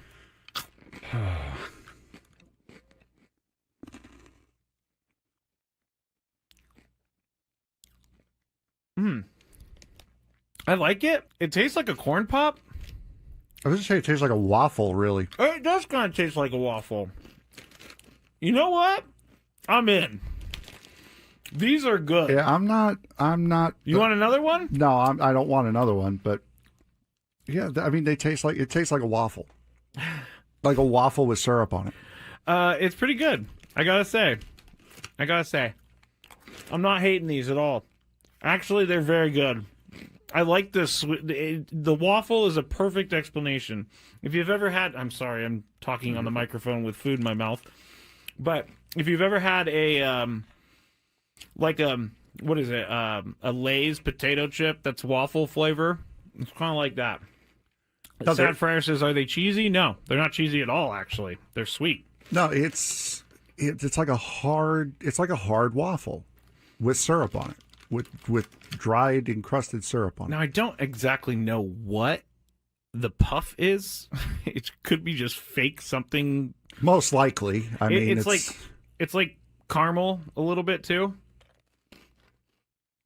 All right, I gotta stop eating these because I will eat the whole bag. I love these things. I'm gonna leave them here though because I will eat this if I go home. It's just gonna be a bunch of beaver nuggets in my bed as I sleepwalk or something like that.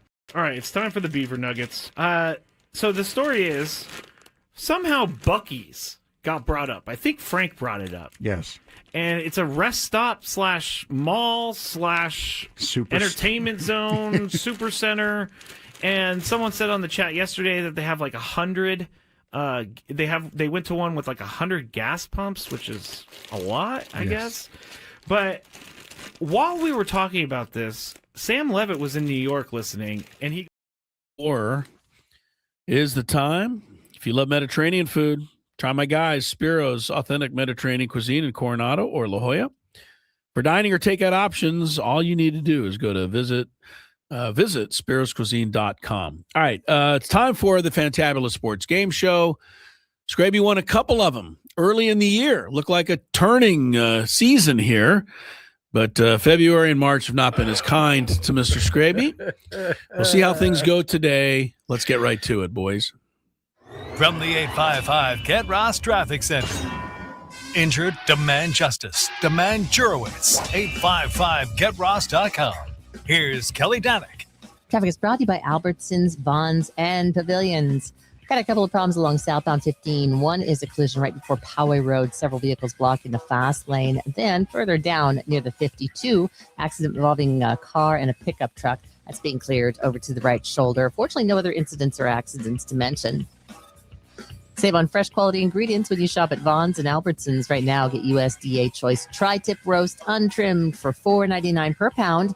Limit 2 roasts with membership where applicable. Shop in-store or online at Vons or Albertsons.com to find more deals and savings.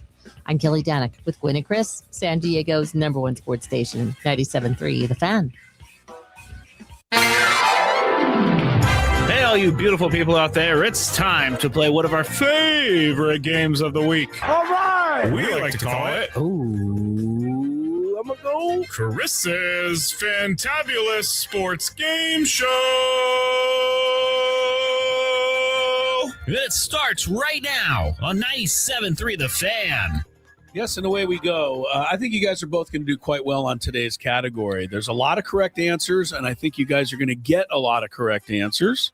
But I think there's also a couple of sticklers in there, and that could make it interesting. Huh? Yes, I call them sticklers. So here we go. I'll give you the category. Everybody out there, pay attention. I know a lot of people, like Adam's son especially, like to play along and see how many. Shout out to Ethan. Yeah, hi, Ethan. They want to get as many as they can, right, too.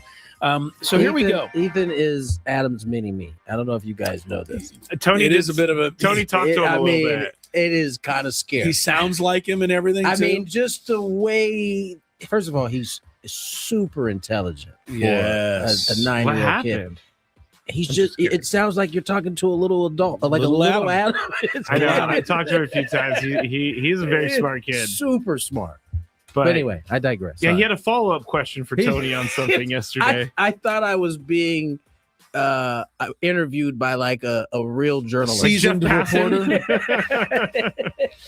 Anyway, Yeah, Adam's kids they're all cute. Let's give them all a note here as they could all be listening. Okay, today's category. name the other kids, Chris. Can't. Sorry. Can you? I know his daughter's name is Brooke. Yeah, you shouldn't ask a question you don't know the answer to the either. youngest one is I'm blanking on it right now. You stepped in this I'm one. just You gonna tried say- to call Chris out. Well, I knew his daughter's You name. just knew one. You got one. Why can't I think of the youngest kid's name right now? Doesn't matter. All right, you're taking up time of our game, and I'm not going to allow that to happen. Here's today's category: Super Bowl winning coaches since the day Tony Gwynn Jr. was born. Ooh. That's right. Super Bowl winning coaches since the day Tony Gwynn Jr. was born. If you need help of knowing when Tony Gwynn Jr. was born, I'll tell you. He'll just tell you. 1982, baby. 82 in October, I believe. Yes? Yes. Okay, so the first answer here will be whoever coached that Super Bowl winning team at the end of the 82 season with the Super Bowl actually played in January of 83. Before we go any further, Yes. I think his son's name is Aiden. Thank you. I'm All just right, I putting hope that it out there is. before I get the answer. Hi to everybody out there. So I all wanna of the prove Adams. that I knew. His youngest. You're talking Yes. about. Yes. Hi to all of Adams' family out there. Oh, the Adams family. That'd be a good name for a show. Doodle-doo. All right, there's been 44 Super Bowls played since your birthday, Tony. And because of repeats, there have been 29 different coaches who have won. You're not going to get bonus points for naming a coach that has won more than one. Oh. I will explain why at the end of the game. But there are 8 coaches on that list with multiple wins. You only get 1 point for each of those correct answers. There are 29 correct answers in all. First to 15 wins. You're naming Super Bowl winning coaches Obviously, Vince Lombardi would not be correct. He was before you were born, Tony. All right, Scraby, you want to go first? I think you could run this, Scraby, maybe win this 15-14. Run this means I'm not going to get one? He's going to run the table? No. You'll get all, but he's not going to miss one. Oh, okay. There are a few. He knows a lot of football. I do know about this. This is his sweet spot. This should be good for him. There are a few that are tough. But all right, go ahead. You want to go first? Start with my guy.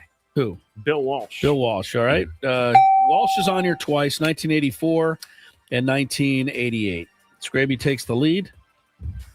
Okay, Tony. How about Bill Belichick?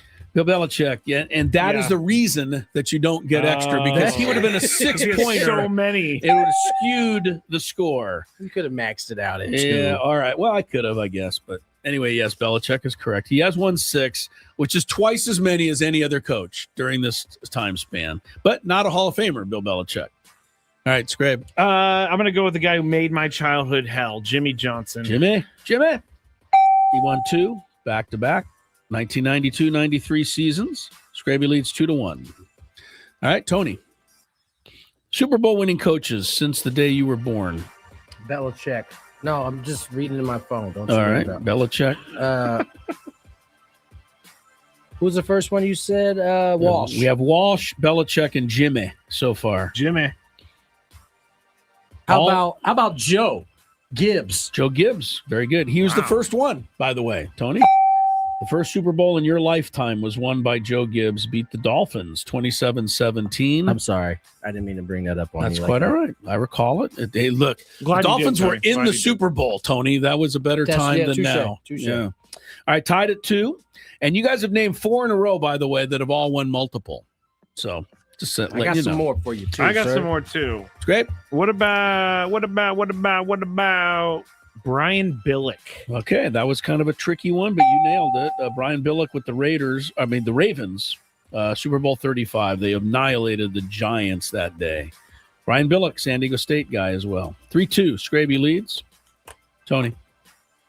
Super Bowl winning coaches is what we're looking for since the day Tony was born. How about George Seifert? Hey, you taking took my one of other the guy. Braves. I love George. Taking him off your board, buddy. George was my favorite. Seifert won 2, including the 49ers romp over the Chargers in 1994. Then they unceremoniously let him go to the Carolina Panthers. And I understand the game was played in 1995, but I've always referred to the season. I'm always very My confused. spell check is just insisting on putting George Seinfeld, but it would not let me put Seifert. George Seinfeld. I gotta keep changing it. Yeah, Jason Alexander has not won a Super Bowl yet. I'm going to take another guy with a lot of them. Go for it. Andy Reid. Andy Reid's got 3. He and Gibbs, by the way, have 3. So you guys have named almost all of the repeaters. Let me see. 1, 2. Oh no, 3. we got another one in there. No, I know. I said almost all. All right. Go ahead, Tony. Give me the guy that always looked like he was the coldest man on earth, Mr. Coughlin. Tom Coughlin. That NFC Championship game in Green Bay. I cannot get his whole Nobody face out of can. it. It's the scariest, Oh, my coldest God. thing anyone's ever seen. Tied at 4. Got to pick it up just a little. We got 21 correct answers to go. We have All right. Super Bowl winning coaches. See, I'm trying too much strategy, but I will go with a recent guy, Sean McVay. Sean McVay, yeah. You know, it's funny when I wrote his name down, I was like, yeah, I have to put him in here. Just not a fan. All right, Scraby leads 5-4. McVay is a Super Bowl winning coach, though. Anthony with 20 left. 2 multiple winners are left, if that matters to you. Give me the big guy, Andy Reid. Oh, that's going to cost you a strike because Did you already say already it? named Just him. said it. Dang it. Just said Scraby it. named him. So I have it written down here, too. I don't know why I decided That is to a say it. fugazi by Tony there. That's all right. I'm That's still all going right. to win this bad boy. Yep. Scraby Let's leads go. 5-4. Your turn, Scrabe. I'm going to Go go up by with, 2. I believe he won it with Brady, Bruce Arians. Bruce Arians. Boy, you're tricking some sneaky ones. I thought That would just be means kinda he's tough. running out. No, Maybe no, so. no. He's going recent. Yeah, I am Arians kind of going did win with recent. Tom Brady. That was a Super Bowl that nobody went to or could go to. COVID year. Except 6-4. for first responders. Right. Mike Shanahan. Mike Shanahan, Oh, good that's a for good 2. call. He and the Broncos won their first one here in San Diego. At the end of 97, came right back in 98. I'm going to 6-5. go with somewhat of a walrus, Mike Holmgren. somewhat of a walrus. He's got the mustache. That mustache was super thick too. So Mike Holmgren was Andy Reid before Andy Reid? Yes, Is that where yes, you're going? yes, he actually, was. that is That true. might have been where Andy stole it from. Honestly, They did think they coached together at some point. he was on his. He was under his staff, I think. There was a connection somewhere for sure. 7-5. Tony, you're down by 2. Now I'm a and you little- have a strike. Now I'm a little trigger shy. Now, like I already named one that's been said. Yes, you need Super Bowl winning coaches born after, or who won it Have after we you were said born. the other Bill, the big tuna? Tuna.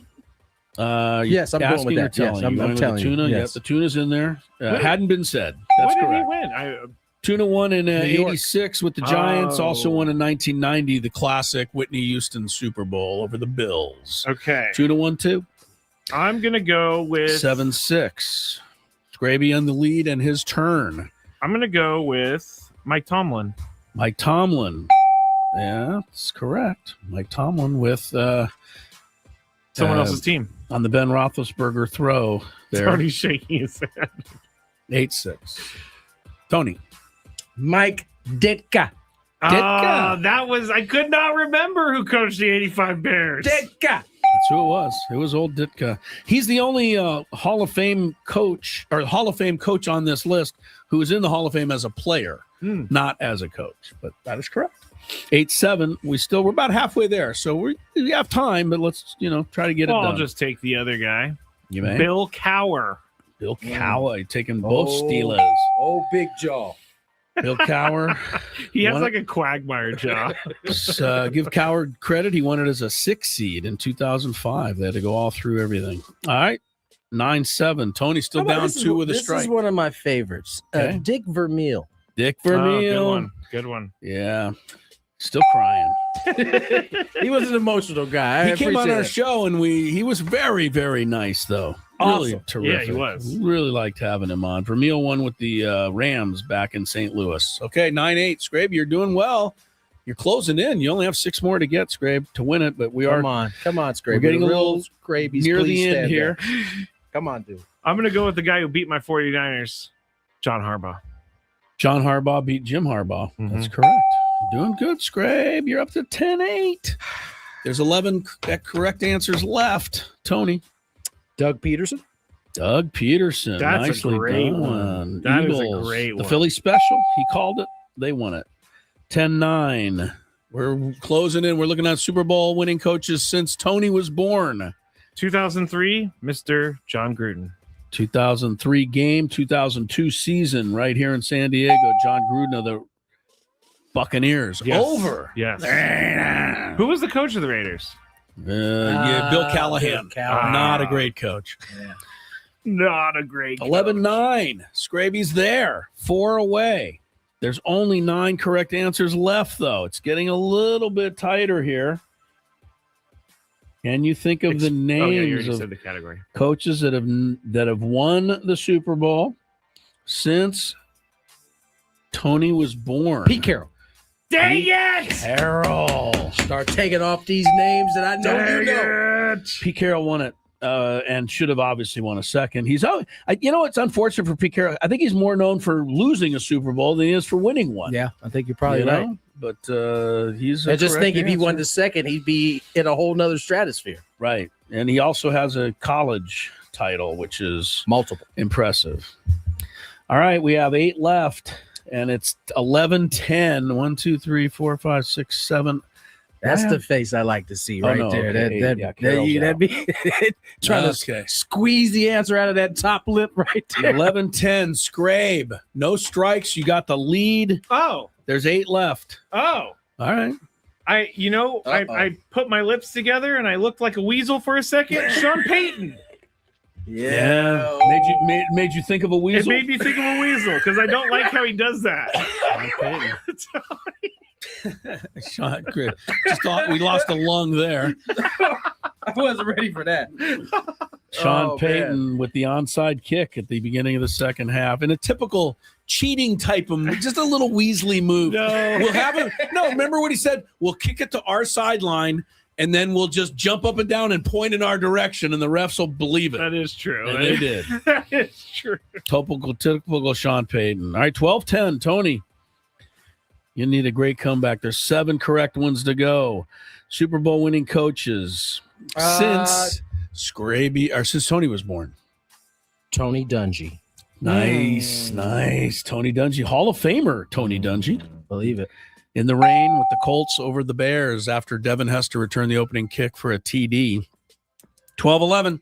Scrabe, you're closing in. There's 6 left. All right. Do you have one here? Now we're getting to the nitty-gritty. Nitty-gritty. We got 6 correct answers left, and you need one of them here to maintain your advantage. How long are we going to give Mr. Scrabe? All right, here we go. I got 2 I've been in the trying chamber. to think 2 in the chamber. who was the head coach when Peyton Manning won a Super Bowl with the Broncos, and I believe it was John Fox. John Fox. Whoa, jeez. Wow. You know what's funny? Last night I was trying to do these myself. I said John Fox. It is not correct. Gary Kubiak. Oh, Wait. sorry. Well, did at you least know that's- that? Yes, Be I honest. did. He did not. That's why I He said did ah. so. You can't give him a point. No, you cannot give him that point. Yes, Nope, he can. We will never be I able need to know. that point. Nope, That's mine. No. I'm ruling. No! I'm ruling in his favor. 100% He knew. That's totally why I knew was it. like, He was did going to not. say it. I was literally getting ready to Under say. protest. Officially under protest. Go ahead. 12-12. He was not about to Gary say it. Kubiak, baby. Did you know? You're honest. I think you're honest. He's honest. Why do you think I Why said would he lie about this? And I said before you even finished Fox's name. that's true. Sorry that I said it, guys, but it happens.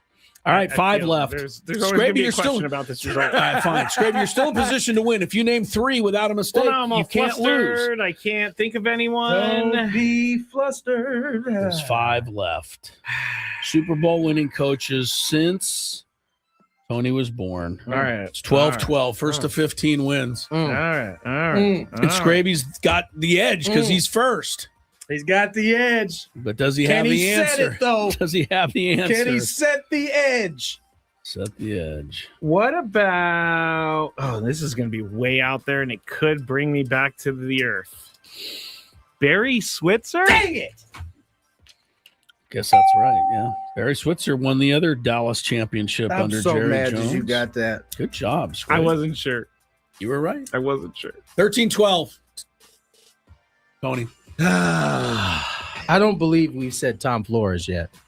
Who the heck is that? Yeah, I think you could have saved him because I don't think Scraby knew who he Who the heck was. is that? Well, that's what that's on Oh, he's tip the of my Raiders. But tongue. that's your only answer. He won with the Raiders in Super Bowl 18. Crushed the And you Joe feel Gibbs older, what, Tony, that Redskins. you were born in Super Bowl 18? Super Bowl 17, actually, ahead of that one. I was born ahead of Super Bowl. I'm not saying. All right, we have 2 answers left? 1, 2, 3. Ooh. We're tied. I'm honestly out of coaches. I got one more. Don't say it, buddy. Would it help if you went through them and told us which year was it and everything? Okay. All right, we're tied at 13. Whoever gets 2 more right will win. There's 3 left. If you know who they are out there, jump up and down. Man. But there's 3 Super Bowl winning coaches since Tony was born that have not been named yet. Scraby's in the lead, I cannot think of anyone. but he was right in the now. lead till a disputed Gary Kubiak Well, answer. that is throwing me off. But I'm trusting that Tony was honest, and he looked like he had it. had I'm it making the for judgment. sure. I'm For reading. sure. I'm reading the person on that one. For sure. Yeah, he had it. I'm so happy you said Fox at the time, too. I said Fox last night doing the list myself because I couldn't think of it. I got All right. nothing. You gonna just pass? I mean, I know this didn't happen. might as well guess the name of a coach. It's wrong, but I can't just guess a wrong name. Well, then you're gonna have to say pass. I'm gonna go with Rex Ryan. Yeah, it's not correct. All right, Tony.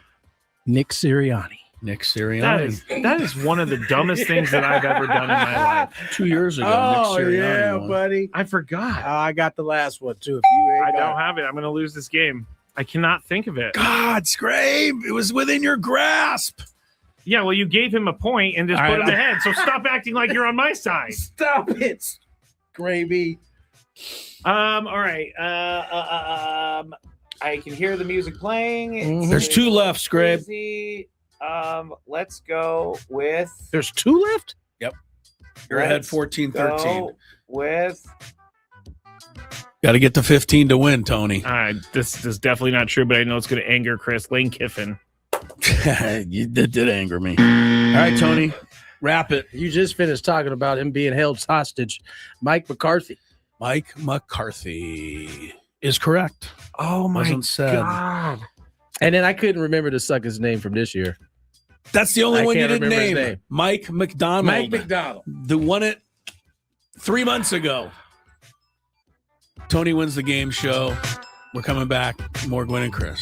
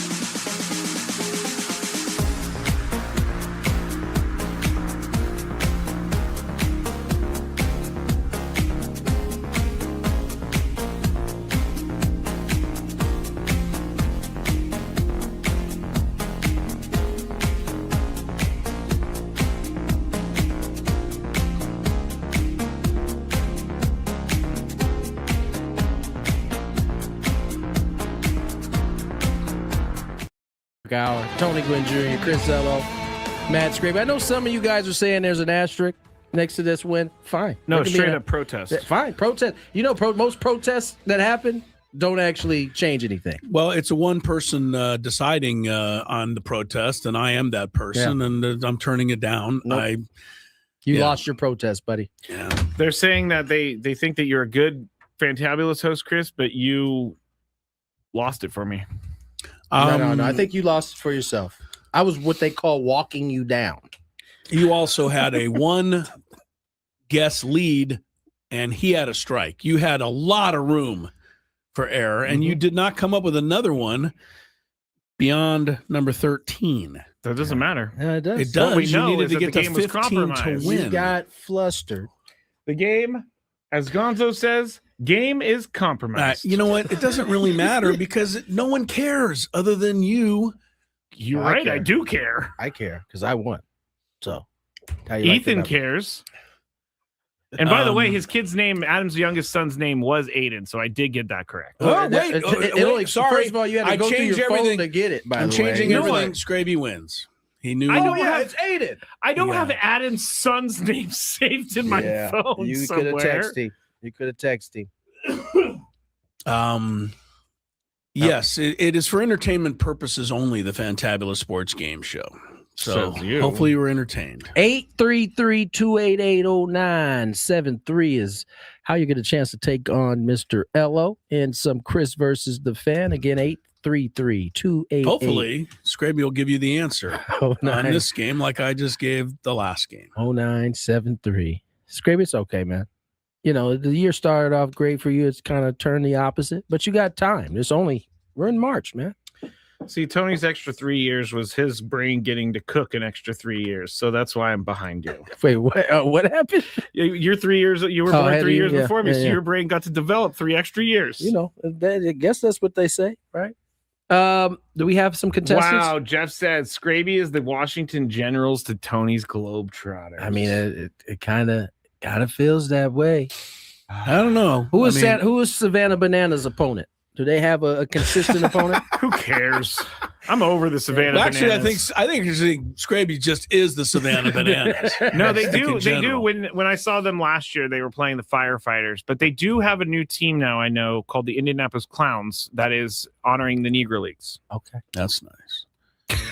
All right, interesting. I can't tell you how many people like to make fun of me because I don't like the Savannah Bananas. What, you don't want to have fun? And I've gotten to the point where I'm in a corner and I'll say, I like real baseball. Okay.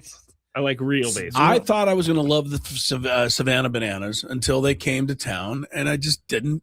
I didn't get it. Did you go? I watched it. You did. So I didn't have the same. I wasn't you didn't- there, but you the didn't- people who were there said it was kind of even more boring than watching it. They didn't like it, or at least people I talked to. Also, the Party Animals is the other team that they. Okay, that seems like one of the ones that's like always in the dance routines. I think they all dance, honestly. Okay. And I want to take back. I was just being a little, Yeah, 'cause you my kind of went hard messages to are gonna paint get a there, little man. I'm just crazy. saying, dog. Like Savannah Bananas has got a lot of popularity They do. around this. Yes, bad boy. I so. think they are very popular and they've been a great success. They have. I mean, they sell out everywhere Yeah. they go. Right. Everywhere. Yeah. So I give them what they get. It's not my thing. It's I not hear my you. thing either. I hear both of you. All right, let's play some Chris. When versus are they Fan. going to get you out there, Chris? They're Tony? not. I work. I got to work, man. I'm No, out. there's this excuse because Gotta they've had work. Jake Peavy.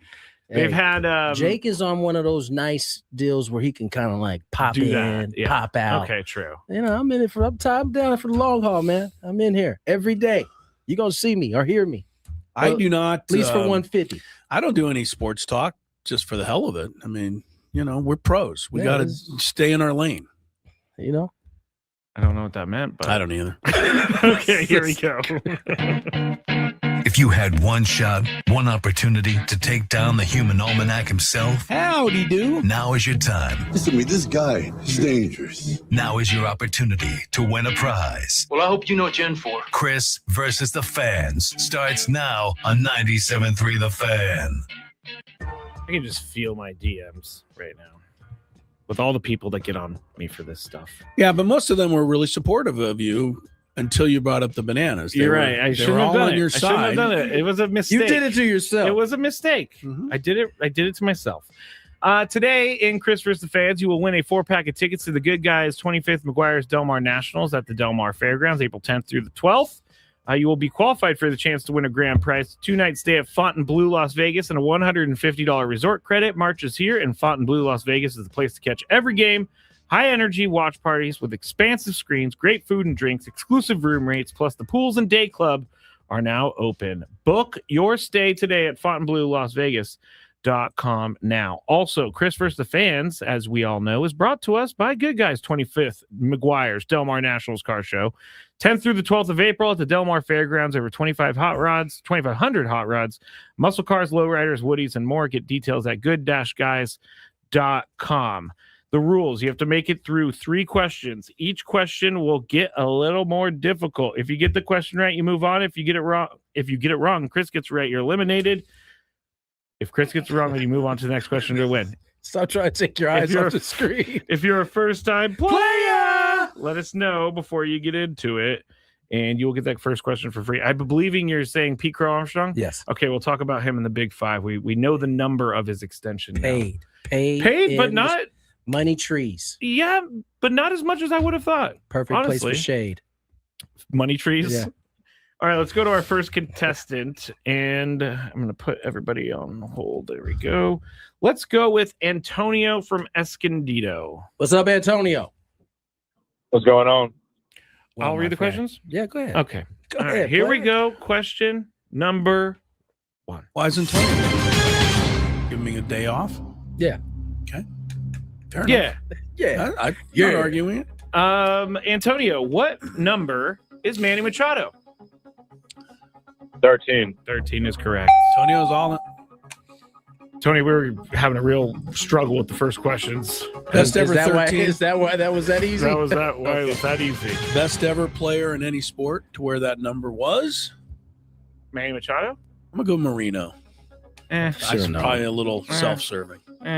Well, you think Brock I'm better, Purdy, I let me believe know. it is. Brock Purdy's 13, right? He is. He ain't the best, though. Sorry. Oh, well.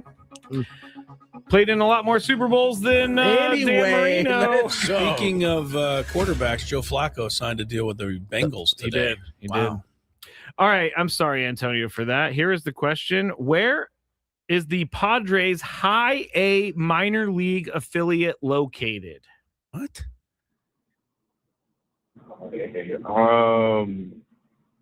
Is it San Antonio? San Antonio. Stay there, though, Antonio, because Chris's response tells me he does not know. Lake Elsinore? That could be low A, though. It is low see, I A. missed it. High A Fort Wayne. Oh, yeah. Fort the Wayne, Fort Wayne Indiana. somebody's. Tim Caps. All right. Good for you, Antonio. Fort Wayne somebody's. You're still in there. Here we go, Antonio. Question number 3. What famous college basketball player holds the record for the most points scored throughout the NCAA tourney? In one tournament or Career. Good question. career? Yes. Ooh. No idea. I'm a pass. Okay. Good job, Antonio. Chris. Well, I think I know. I think I have a good guess. I do know who scored the most in one tournament, and I believe that was Glenn Rice. But my answer to this one is going to be Christian Leitner. Sorry, Antonio. He had so many games in the tournament. He did have a lot of games. He scored like 401 or something. Yeah. All right, let's go to our contestant. We are going to go to Hector. Hello, Hector. Hey, Hector. Good afternoon, fellas. Good afternoon, Hector. Here we go. Question number 1. What number does Randy Vasquez wear?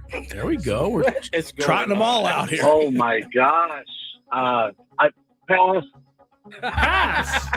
Chris is really good this with might numbers. be a good though. pass. Oh no, Chris is good with numbers. You're right. I am good on this. He was on my fantasy team last year, so you think I would know. I'm trying to remember.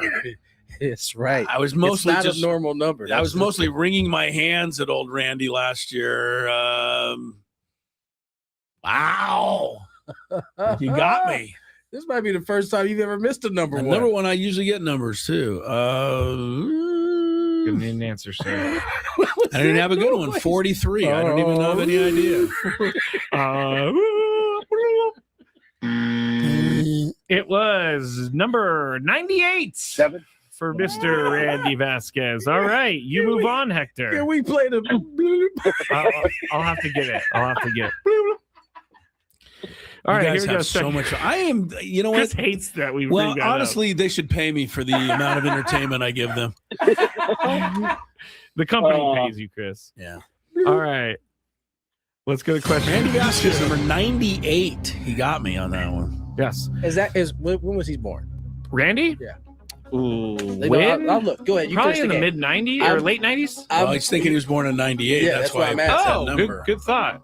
Look at Sam Levitt walking out of here like he is like, look at this, guys. He's got like more equipment than I've ever seen anyone carry in my life.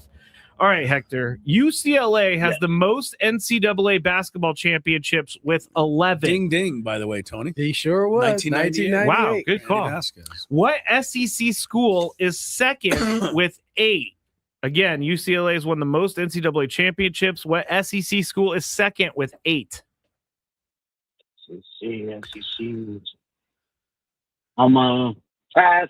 Pass. Gonna try pass again. I don't think it's gonna All work right. this time. No? Tucky is second. Tucky. Tucky. Yeah, correct. Sorry, Hector. Sorry, Hector. Thank you for playing. I mean, I want someone to win by passing all 3 times. That has never happened, I don't think. It's always the first time. All right, let's go to our guy, John Temecula. Hey, Hello, John. Johnny. Let's have some hot sauce. What's up, guys? Happy Taco Tuesday. Happy There we Taco go. That's a day for Tuesday. hot sauce. Yes, it is. I got to tell you, I love the Fantabulous Sports Game Show. Thank you. Oh, you do? Oh, I thank thought you were still I going. thought you had something else to say right there. Yeah. No, thank you very much. No, I was just pausing. Yeah, the comedy between Scraby and Tony is stellar. And sometimes when I think the category isn't going to be that great, turns out to be that great every time. Yeah. So good. Glad you liked it, John. Thank you, Appreciate John. it. Thank you, John. Unfortunately, Chris gave the last one away, so playing under protest. Here we go, John. You know what? The thing is I'm going to play this off, but I'll put my head on the I'll put my head on the pillow tonight, and I'll be like, damn it. And they That'll go probably like, be the first thing I do. And then I'll fall be right to asleep. sleep. Yeah, All then right, I'll be asleep. question But first, I'm number going to one. go, damn it. And I'm pretty sure John knows this because he's in the area. What is the Lake Elsinore team nickname? The Storm. Storm. Hey, there you go. Is correct.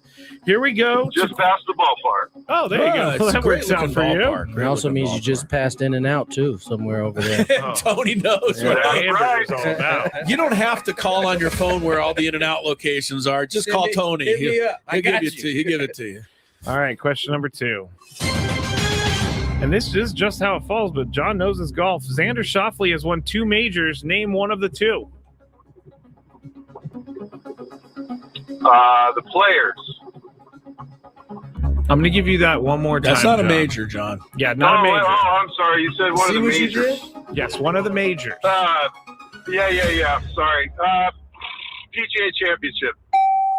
Okay, and Tony's saying. See what you did? Yeah, Scrape? well, the Players is kind of the unofficial 5th major. So. See, this is his fault. He got people believing it's an actual major. Yeah. It's not. All right, here we go. Question number 3.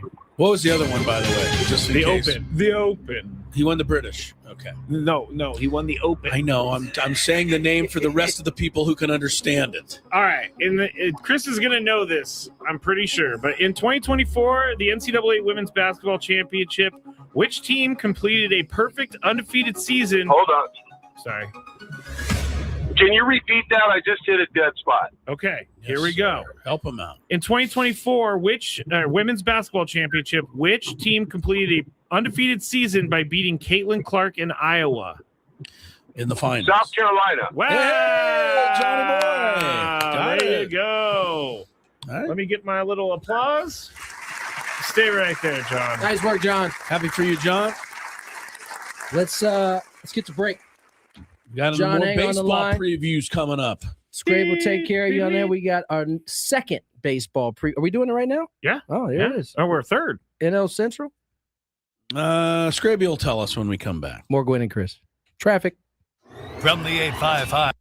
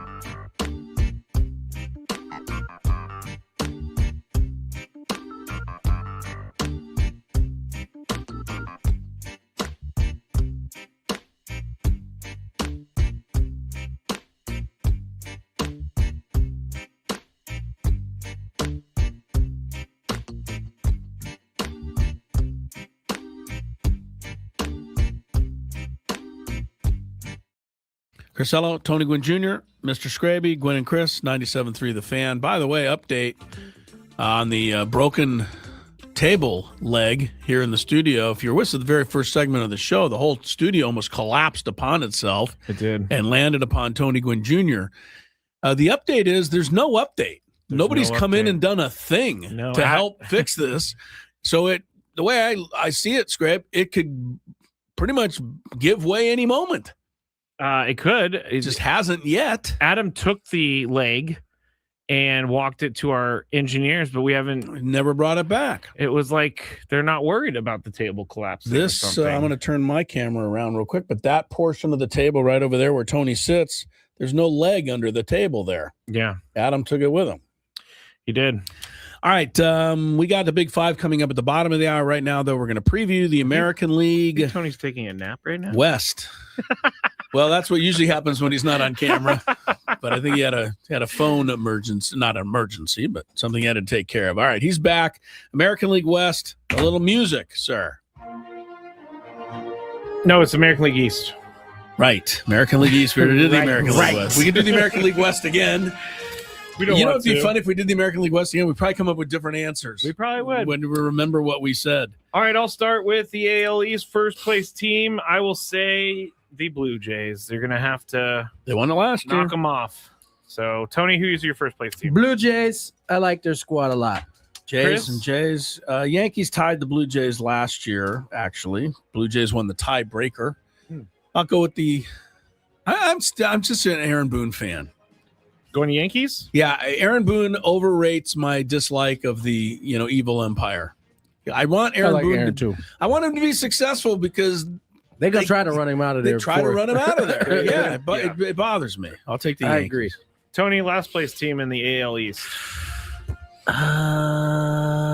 The Rays. Chris? I think the Orioles get past the Rays. But I will say the Rays are picked last almost every time, and they just almost always sneak into the playoffs somehow. That organization is incredible to me, but I'll take them last. I'm going to go Rays as well. Chris, who's your MVP? Aaron Judge. I tried to come up with something else, but let's be real. I'm going to come up with something else. All right. It's probably going to be wrong, but Addison Barger. I think. What? I know. Trust me, I know. Anybody out there, raise your hand if you know what team that guy's even on. He's on the Blue Jays, and he had a really great World Series. He's got power. I could see he hit 21 home runs last year. I could see him hitting 35 home runs. He's going to be better than Aaron Judge. I was trying to go in a different direction, or I could be boring and be like pick somebody like. I mean, you could have given Vlad somebody who's Jr. actually boring. a hunt. I mean, come on, Caminero at Tampa Bay. I do like. I did think about runs. Junior Caminero. Actually, no, I'm gonna stick with All the my guy. Detroit. Stick with your gut. Boston's got Can't wait to Duran. They've revisit got that Roman one. Anthony. Not even Tyler says not even Vladdy or Pete Alonso. You're right. I Right, have you Pete didn't even Alonso step elsewhere. outside the box with like somebody that could actually. All those guys are boring to me. Okay, it's not about boring. It's about MVP. Yeah, trying to get it somewhat right. I gave you guys the disclaimer. Okay, Tony fine. MVP. I'm gonna say Gunnar You want Henderson. to go Ernie Clement? No. Early might win a batting title though. Yeah, that's give true. me Gunnar Henderson. Gunnar.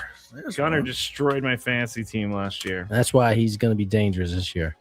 I feel really stupid with my Addison Barger. You kind of should. You should. I'm Okay. sorry. All right. I That's can't fine. sugarcoat that one.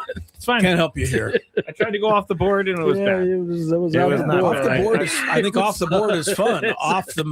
Off the end of the flat earth is silly. I think it's because I drafted him in fantasy baseball. was- Of course it was. We knew That's it had what something to all do with we Really knew hoping that. he has like a 30-plus home run season. We're going to have to play that clip back when you picked him. Like, Both of gotta us keep were that like, one in the chamber for sure. Like you might what? as well have named somebody from the Beatles or something.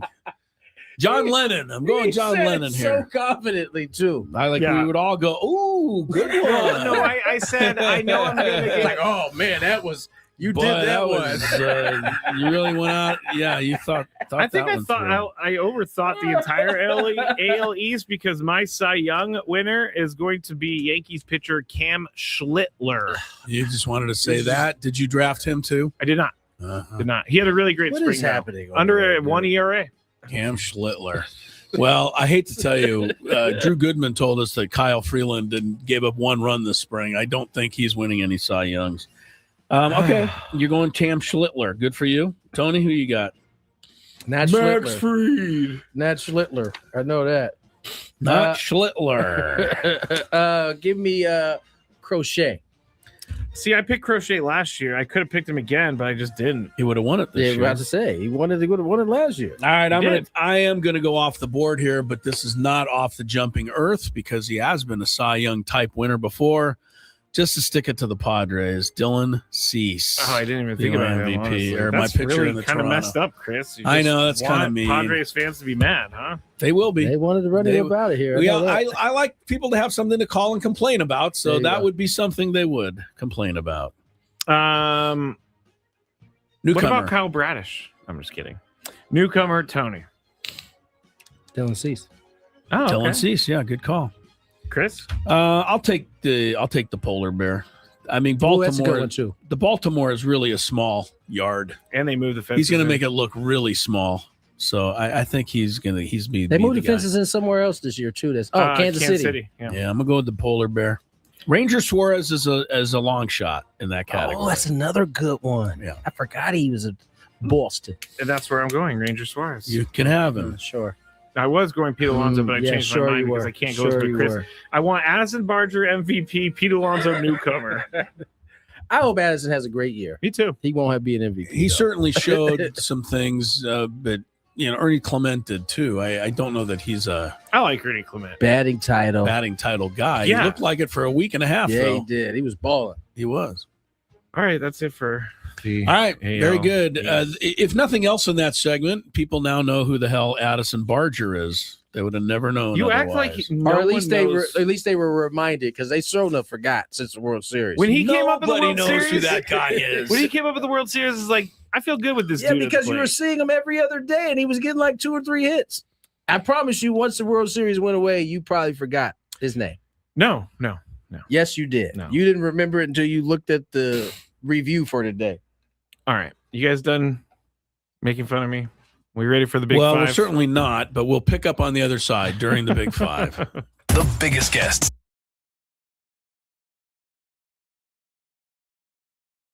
All right, so here's what happened. I was at the corner, and I'm going to call out the streets because who cares? It was Claremont Mesa Drive and Ruffin Road, which is pretty close to our radio station here. Yep. I had to run over and pick up a little cash from the bank. That was simple, trip before I came into work. And I'm on Ruffin Road, coming up to Claremont Mesa Boulevard. Ruffin Road can be a little rough sometimes. Well, they could pave that. It It wouldn't hurt. sometimes. Yeah, it wouldn't hurt if they can't call it paved road. I know that. Wait, They your can call issue it- isn't the potholes in the No, road? that was I'm used to that. So we come up on Claremont Mesa, and we're at the stoplight. I'm in the left-hand turn lane to turn left on Claremont Mesa. I'm the third car back, and there's 2 left turn lanes. There's 3 cars in line here, and then the going straight is also red, and that is backed up each of the lanes. So that I've got cars on my right, I've got cars on my left, I got 2 in front of me, I got people behind me.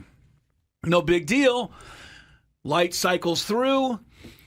and our turn doesn't come. Oh, no. So the cross traffic gets to go again. And then the people coming across in our direction, they get to go again. And then for a second time, they skip our turn. Well, that's what I thought. So now... Actually, you're not going anywhere. You're stuck. Right, you're stuck. You're not going anywhere. And my first thought, of course, as a good scout or, athlete, is to look around. Is there any way out? Can I back up? Can I, I'll do anything. But there is nowhere for me to go. No. It happens a third time. Whoa. And I'm pretty clear at this point, this light's broken. And I'm starting to think, how are we going to get out of this? Am I going to have to call, the police to come and fix it? No one's going to know it's broken. 911 emergency response. Yeah. Emergency. Ruffin Road in Claremont. The light is stuck. The light is stuck. And so this is 5 minutes probably, but you can imagine 5 minutes. No, that's a long That's a time, long right? time. Well, when it comes to the fourth time, I finally start just leaning on my horn. Oh, I'm trying to get... What are the people in front of you going to do? Well, because there was a moment, right, after the traffic comes this way, it paused. You want them to run the light. You could at least, a couple people could run the light. We could get this going here. You want them to run the light. I did. Break the law. Well, they had to. Otherwise, we'd still be there. Anyway, so this is going on. So I'm starting leaning on my horn. The lady next to me looks at me like, what the hell are you doing? Good for her. Good for her. And good for her. Yeah. Kidding. I'm like, ma'am, kidding. are you just clueless? Were you going to sit here the rest of your life? She has faith that the light's going to turn eventually. Evidently so. If it had gone again, the guy next to me on this side rolled down his passenger window. That starts to go down. I think he's going to be mad. And he's like, what? And I'm like, I'm pretty sure the light's broken. Like, how do you not know this? We've all been sitting here for 6-7 minutes now. The two cars at the very front of the left turn lane are not budging. So they apparently are content to sit there for as long as it need be. They also have faith that the light is going to turn. But I have no faith. What gives them that faith? Yeah, but what gave them the faith? I mean, it had cycled through 4 times now. The 5th time, I was going to just have to get out of my car and walk up to that and go, will you please do something? Or get, and if you don't, and I would have, something. You know what I would have said? If you don't want to run the light, just get out of my way so I can run the light. I'm not sitting here the rest of the day. And finally, on the 5th time, the first 2 people ran the light, and the next person was able to get half. You know what I mean? And after a couple more cycles through, I got out of there. But I don't know Did if the light ever start working? I don't know if you're at Claremont Mason Ruffin Road, you might still be there. I don't know. This was 45 minutes ago or so. Wow. So my question to you is, how differently would you have handled this than I did? And I'll start with you, Tony. Would there have been any difference, or do you know? I don't know if I would have laid on my horn. You would have just never laid on it. I think I might have maybe rolled down the window, see if I could talk to somebody, see what else. See if anybody else was in on it? I don't think I would have laid on my horn because, listen, what you're asking is for them to, which may not be easy for everybody, and that is the timing between when because they're waiting for their light to turn. Yes, right? they were waiting for the light's not going to turn. But that also then requires them to guess the exact kind of when the timing of when they can go. And yeah, well, you know what? Figure it out. I think a lot of people wouldn't be comfortable with running the light, with even running under the light. these circumstances. Well, I think, not when there's other cars that could actually hit them. Okay, I think you are right, and the reason I think you're right is because of the 40 to 50 cars that were now piled up in my area behind me and around me. I was the only one honking. Right, and then nobody else thought to do this. All right, so here's what happened. I was at the corner, and I'm going to call out the streets because who cares? It was Claremont Mesa Drive and Ruffin Road, which is pretty close to our radio station here. Yep. I had to run over and pick up a little cash from the bank. That was simple, trip before I came into work. And I'm on Ruffin Road, coming up to Claremont Mesa Boulevard. Ruffin Road can be a little rough sometimes. Well, they could pave that. It wouldn't hurt. Yeah, it wouldn't hurt if they should. They.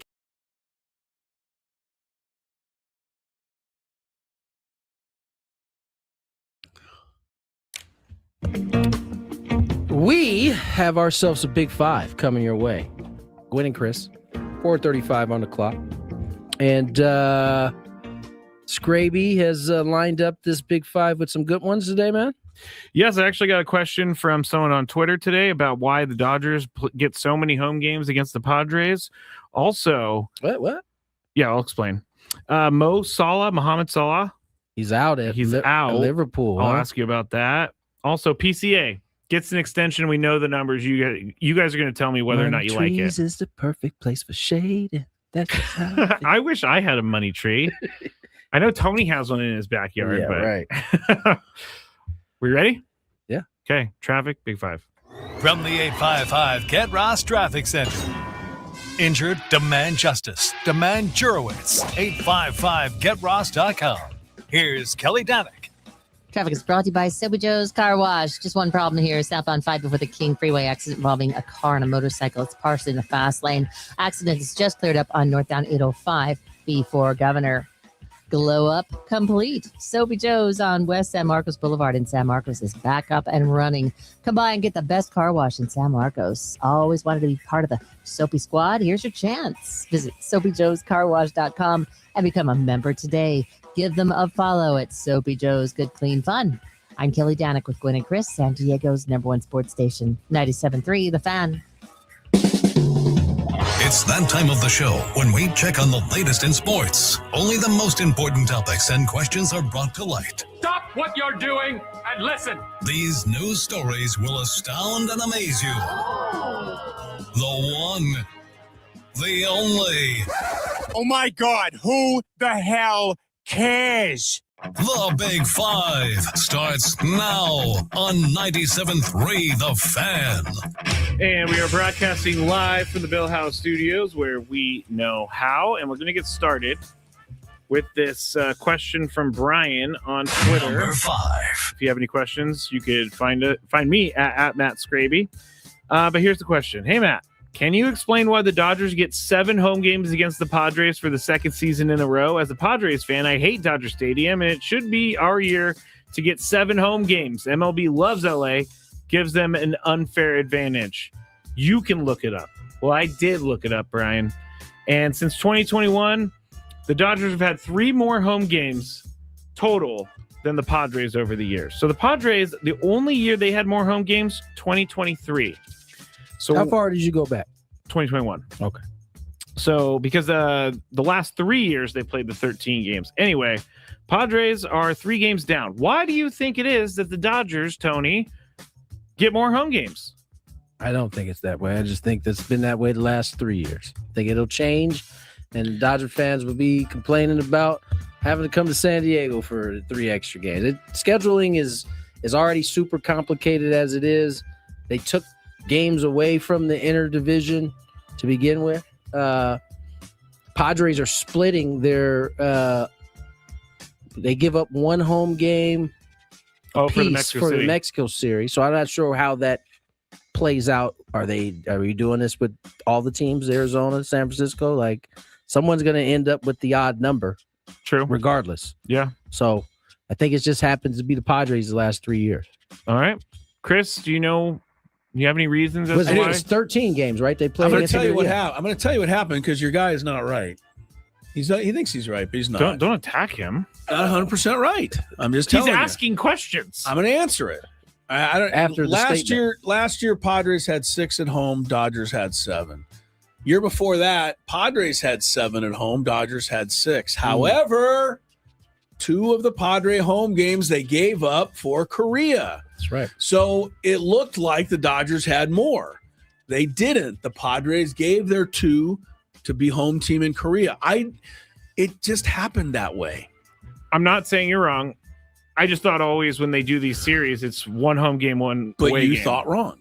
Well, that's a rude way to put it. But I mean, I said I believed you, and then you just came at me like you thought wrong, like I was son. like attacking you. It's or like in the something like NFL, honestly. There's a home team in the London games, and that comes off your home schedule. I get that. Okay. I get that. All right. Well, same in baseball. I understand that. Okay. He's not understanding what I'm saying. Yes, I am. All right, let's just. I'm sorry, Brian. Can we That Chris move on, hated please? you for that. Yeah, I hate you, Brian. I appreciate you. Coming everything and has asking to a be question. Such an exaggerator. He really bro. is. The Egyptian forward Mohamed Salah joined Liverpool in 2017. He's going to bring an end to a 9-year stay at Anfield this summer. The Liverpool Football Club put out the statement, quote, Mohamed Salah is to bring the curtain down on his illustrious career with Liverpool Football Club at the end of this season. The time to fully celebrate his legacy and achievements will follow later in the year when he bids farewell to Anfield. Now, he posted a long message to fans. Here is part of his message. I want to thank everyone who was part of this club throughout my time here. I've heard especially enough the teammates. Is he still alive, this guy? Yes. What is happening? Sounds like he's passed. Like, the music is quite sad. Pretty sad. He's leaving a place he was for 9 years. No, I get it. Yeah, okay. What's the question? You're scared to ask it now, aren't you? I'm not scared to ask it at all. I'm not scared to ask it. I'm just, I don't even think Chris knows who this guy is. I don't. That's the problem. That's the question. Chris, do you think? Or actually, I'll ask it this way so I can put your soccer knowledge on blast. What league is he headed to next? La Liga. It's a league. It's a league. It's a good league, too. La Liga. Liga. I don't know. It's not going there, but I think you're asking me, is it a good, it's a nice move. I It's didn't a ask nice you that. I touch said, and what on league are you social going media. to? I just said La Liga. I don't know. Okay, well, that's That was it. my Tell me. guess. What league is he going to? I think this was he had kind of a falling out at the end of the season, and a lot of people frowned upon the way he went about it. And so it's nice to see that they have at least reconciled enough to give him like a farewell thing they got going. And a funeral. Where video. does he end up? There's some talk that he could make his way over here to NWS to the MLS. That would be a shocker. If he's playing for the Wave, That would be awesome. There's going to be some problems. Well, there's going to be a certain person in Washington D.C. who's going to note that.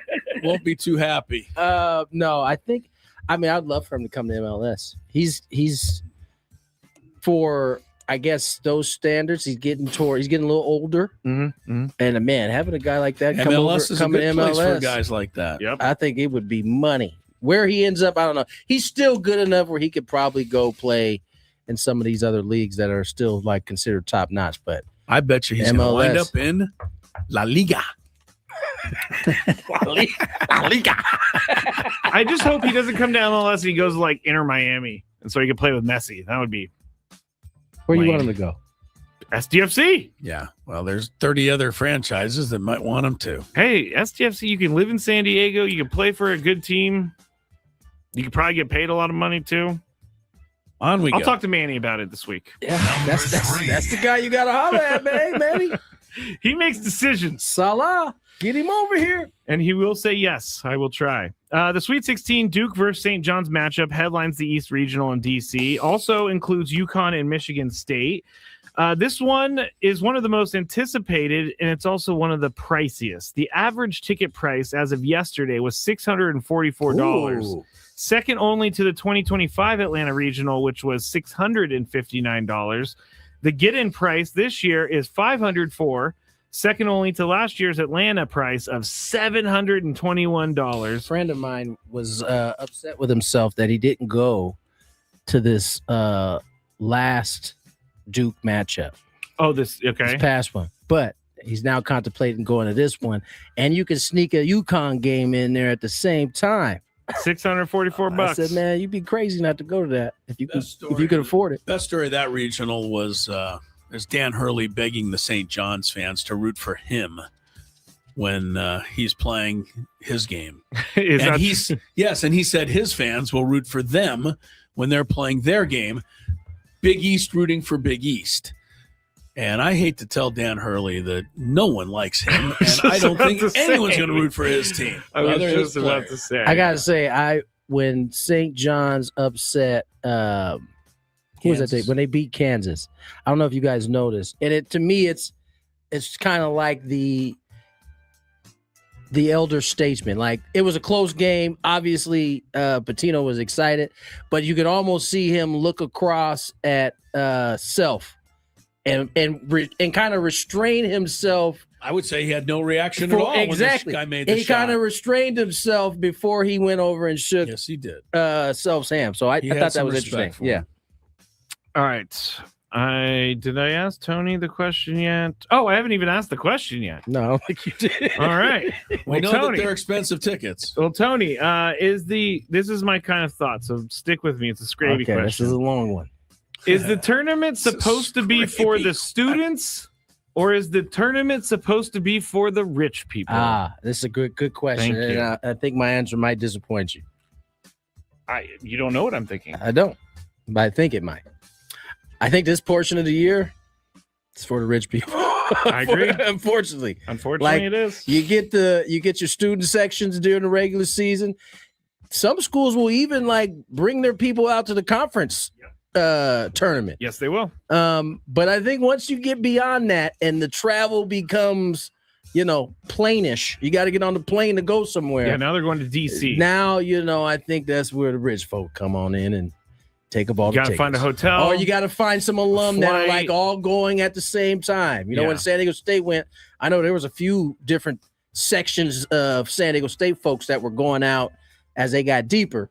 So, I would say based on how the categories you gave me, it's definitely probably for the rich folk at that point. Yeah. Chris, do you think the tournament's supposed to be for the students or for the rich person? Well, I think the students can still find a place, and I salute just off the top of my head, the folks at High Point University who put a couple of plane trips worth of students and paid for them all to go so they could go root for their team. I think the Aztecs did something similar, in 2023 and maybe other years. So, yes, I think it is for the corporate world, but there's room for the students. That's a much nicer way to say it. There's room for the students, and I think good schools, try to help them get there. Because you're right, a student can't afford a ticket to go fly to Houston and then a ticket to the game. Right. But if the school can take them, a lot of those San Diego State kids got to go. That was great. I definitely think the first and second round of the tournament is for students. Yeah. But once you get to these places, not really. I mean, come on. How much were tickets at Viejas the other day? I don't know. Pretty pricey. Yeah. I Just think about the teams that had to come here to San Diego. Like you had to buy a ticket here. St. John's had to come all the way. Right. That's what I'm saying. You're gonna buy a ticket from New York all the way out this way? Yeah. As a student? Most of them ain't. Tough. That is really tough. Number 2. All right. So last night it was reported that Pete Crow Armstrong was being extended by the Chicago Cubs, and today it's being confirmed by Jeff Passan, and the numbers are in.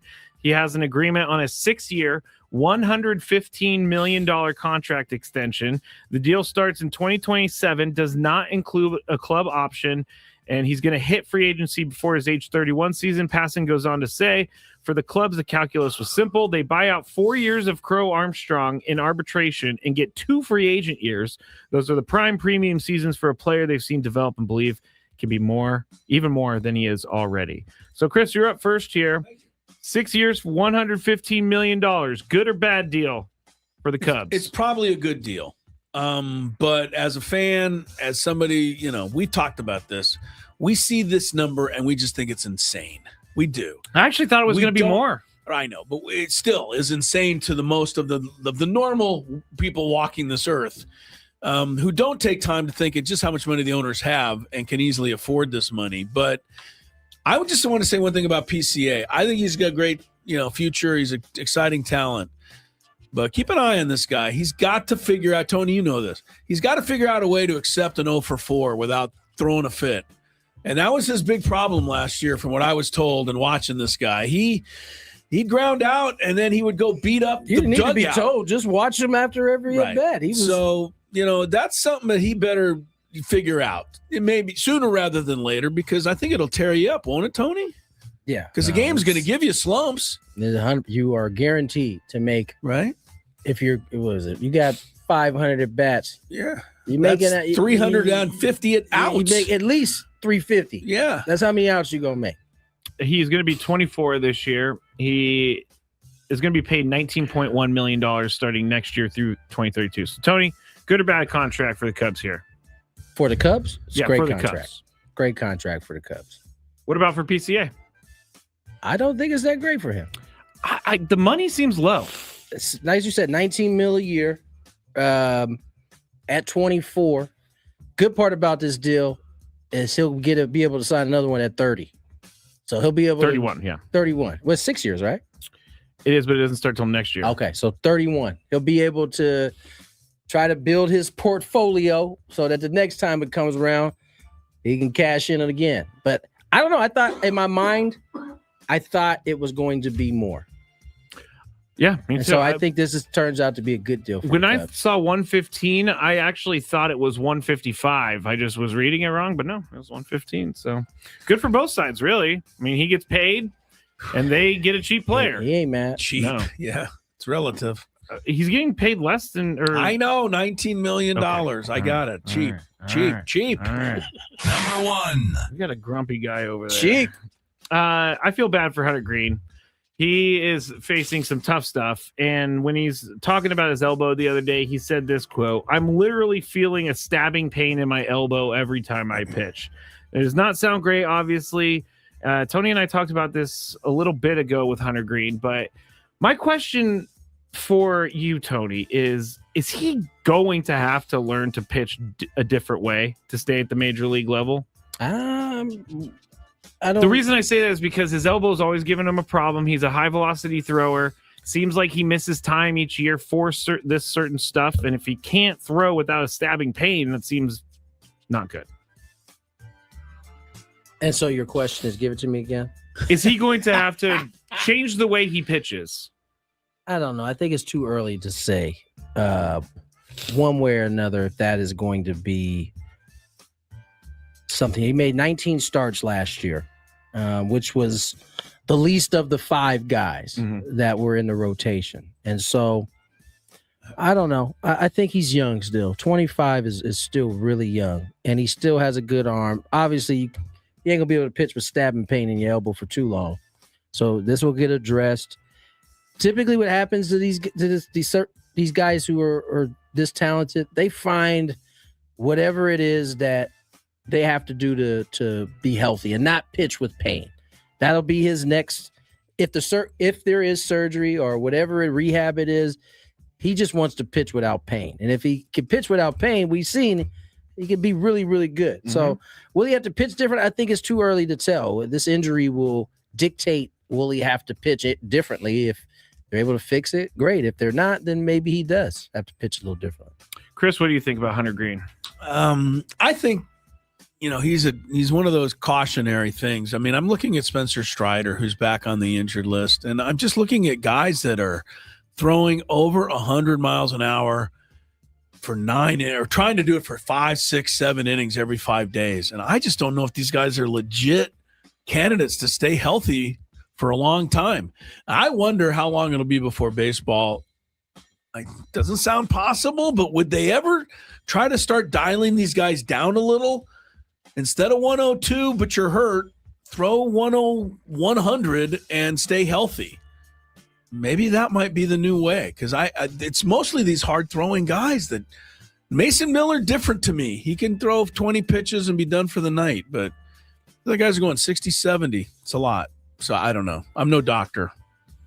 That is I just true. play one on the radio. That is true. You are no doctor. You stayed in a Holiday Inn Express. Yeah. I might be staying great. in one of those tomorrow night, Tony. I don't know. Tony, did you ever hear what happened to Chris on the way home from Phoenix? Oh, please. No, I didn't. Oh, man. We're going to have to tell Tony on the other side, Chris. Is that the Big Five? That's it for the Is Big that the Five. whole thing? Yeah, we got Wow, through look it. at us. Efficient, with time to spare.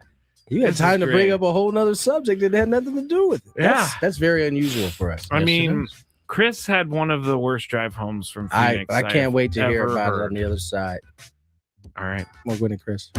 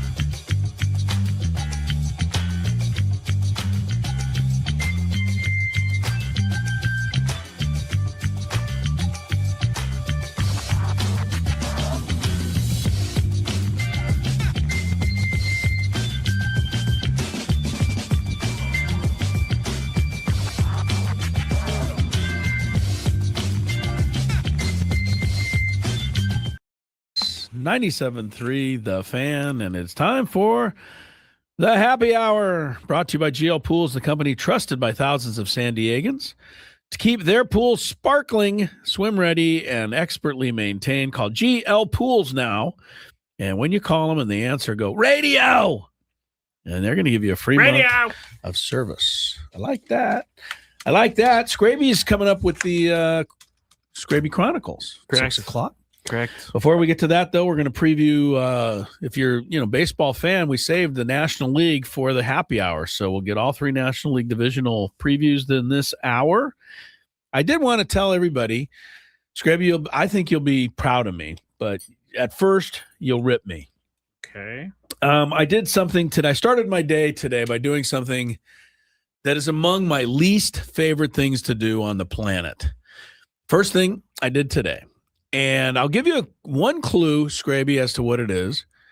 You had to do the very same thing. Now, I don't know if you did it today, but you had the same task. Oh. You just don't find it to be the worst thing in the world to do. Yeah, I still need to do it. You haven't done it yet, so you know what I mean. It will be done by the time I leave tonight. Really? Yes. Tony, do you want to guess what this is? You're just looking around like, what are they talking about? Is this our a thing we have to do for the company?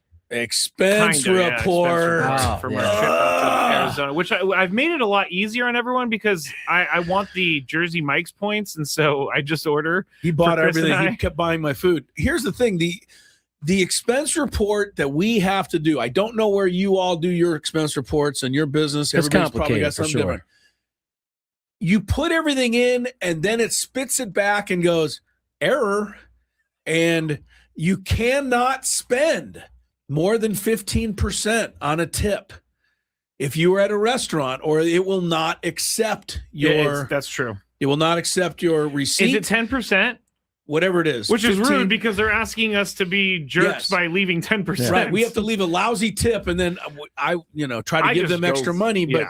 There's always something. Oh, it looked like you spent a little too much money there in the afternoon on Tuesday. I'm like, hey, Odyssey, you're like, whatever. It is. It is true. It's it very drives upsetting. me crazy. And I hate doing it every time. I'm so happy that I finished it. Like it felt like Is that a new thing, the 15% thing?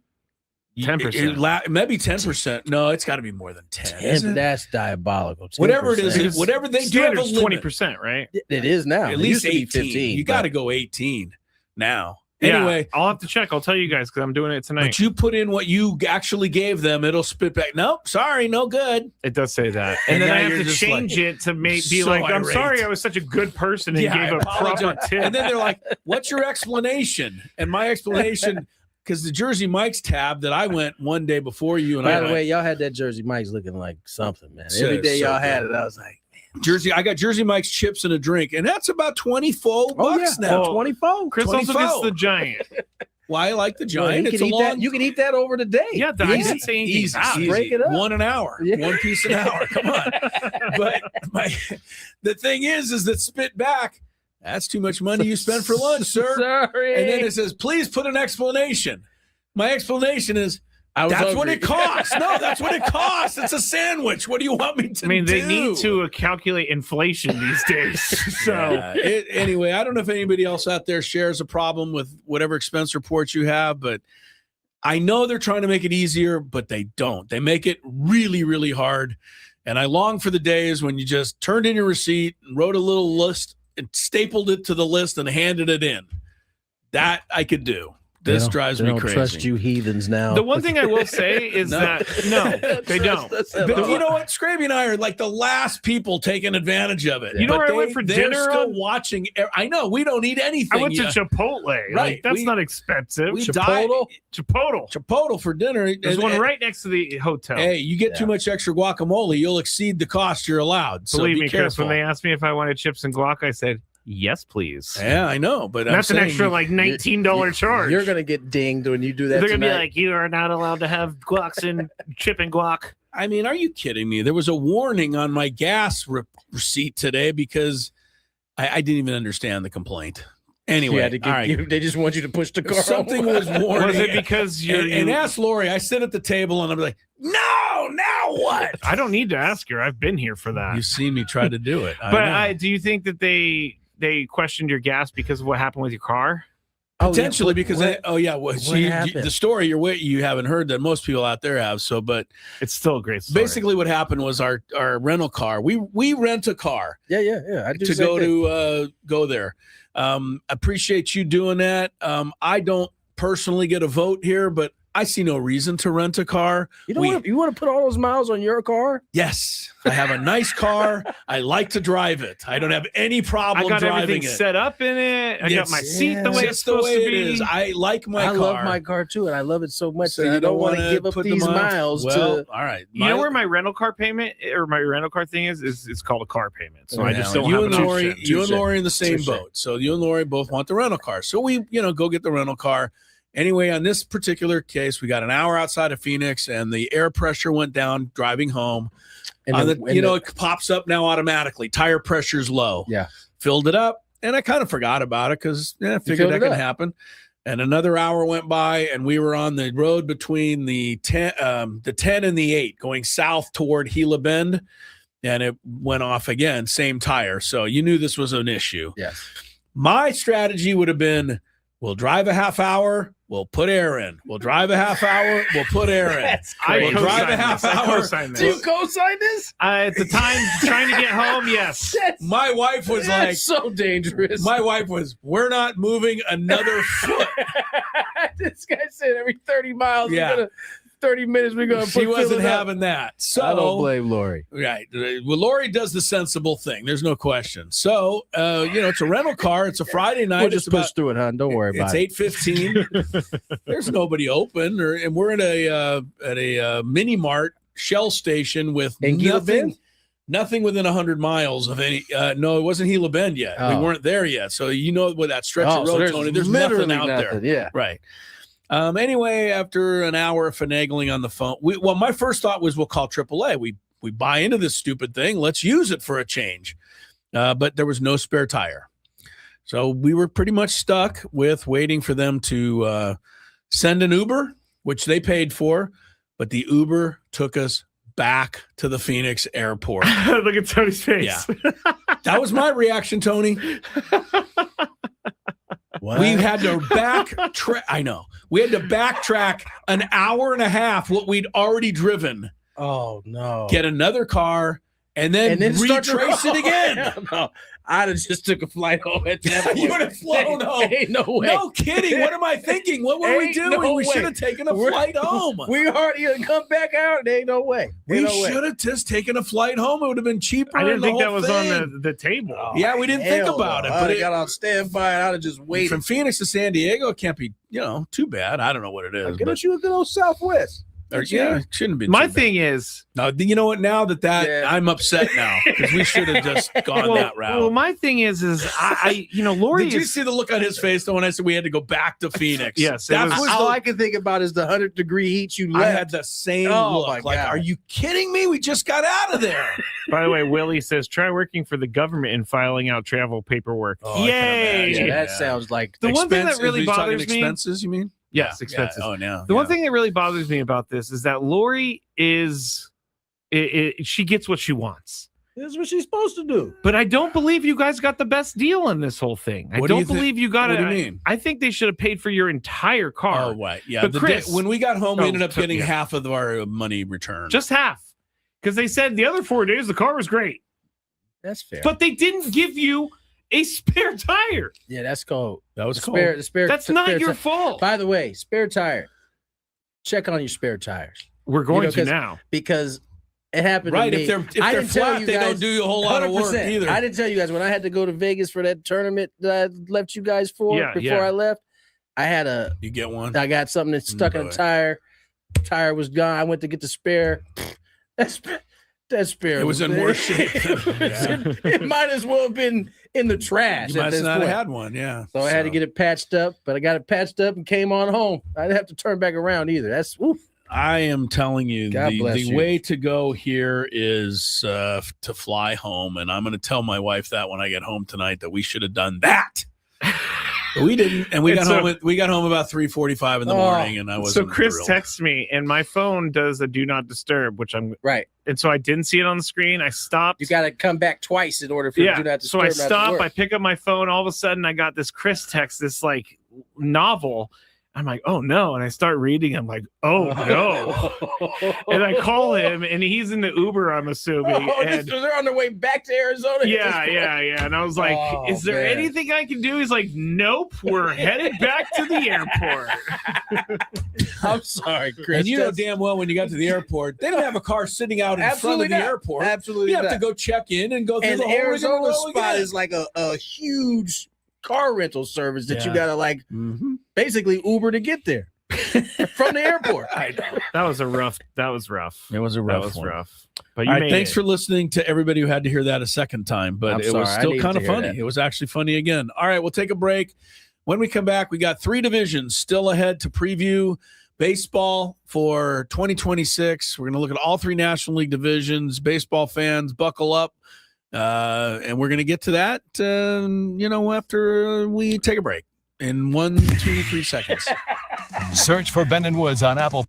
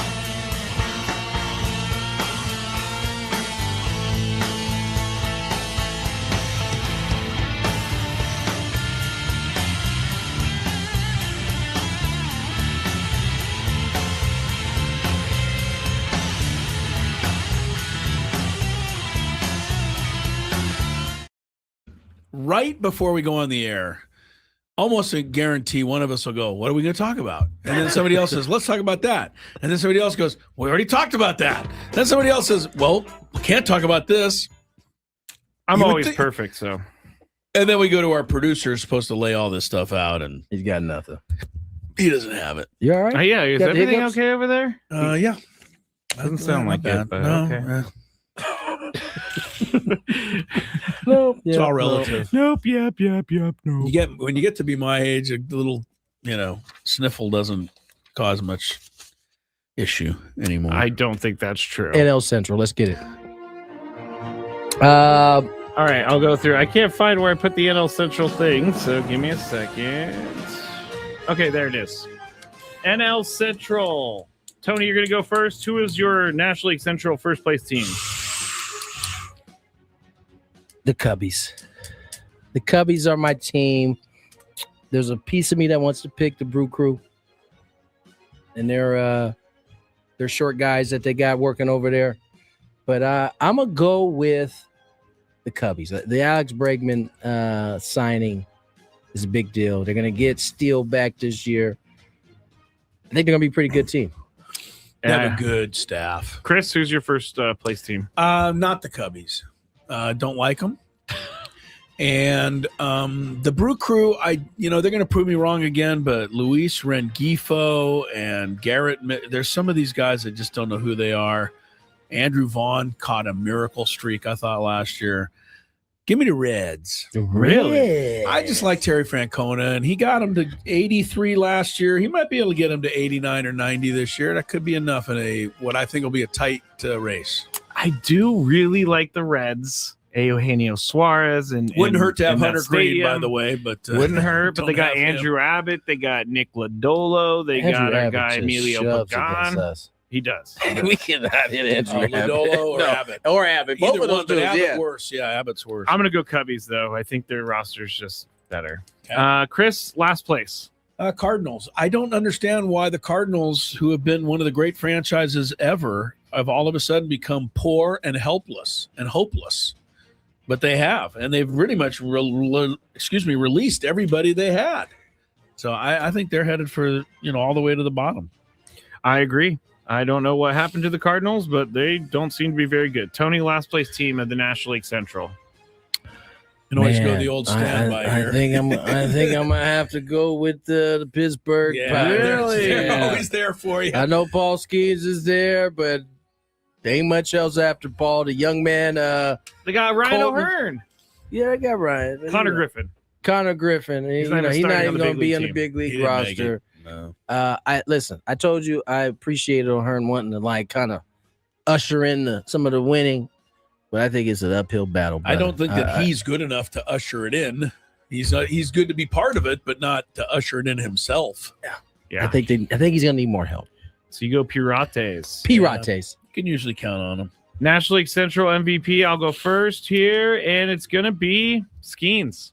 He's just that good. MVP. You're giving him the whole MVP. thing. I think that. So who's going to be your Cy Young then? He gets Same both? guy. Oh, wow. Oh, do I have to choose different? Is that a rule? No. I mean, you can have whatever you want. It's your list. Oh, no. You're just trying to get on Livy Dunn's good side. I know you. What? Why do you like Paul Skeens so much? Because he's a very good baseball player. I still think Jackson Merrill won Rookie of the Year. I will never think different about I don't that. believe you no more. But the guy had a sub-2 ERA last year. That's pretty darn good. I don't think so. I think he's climbed over at the very Did he? end. Yeah. But still, he was good. All right, Paul Skeens. Tony, your MVP.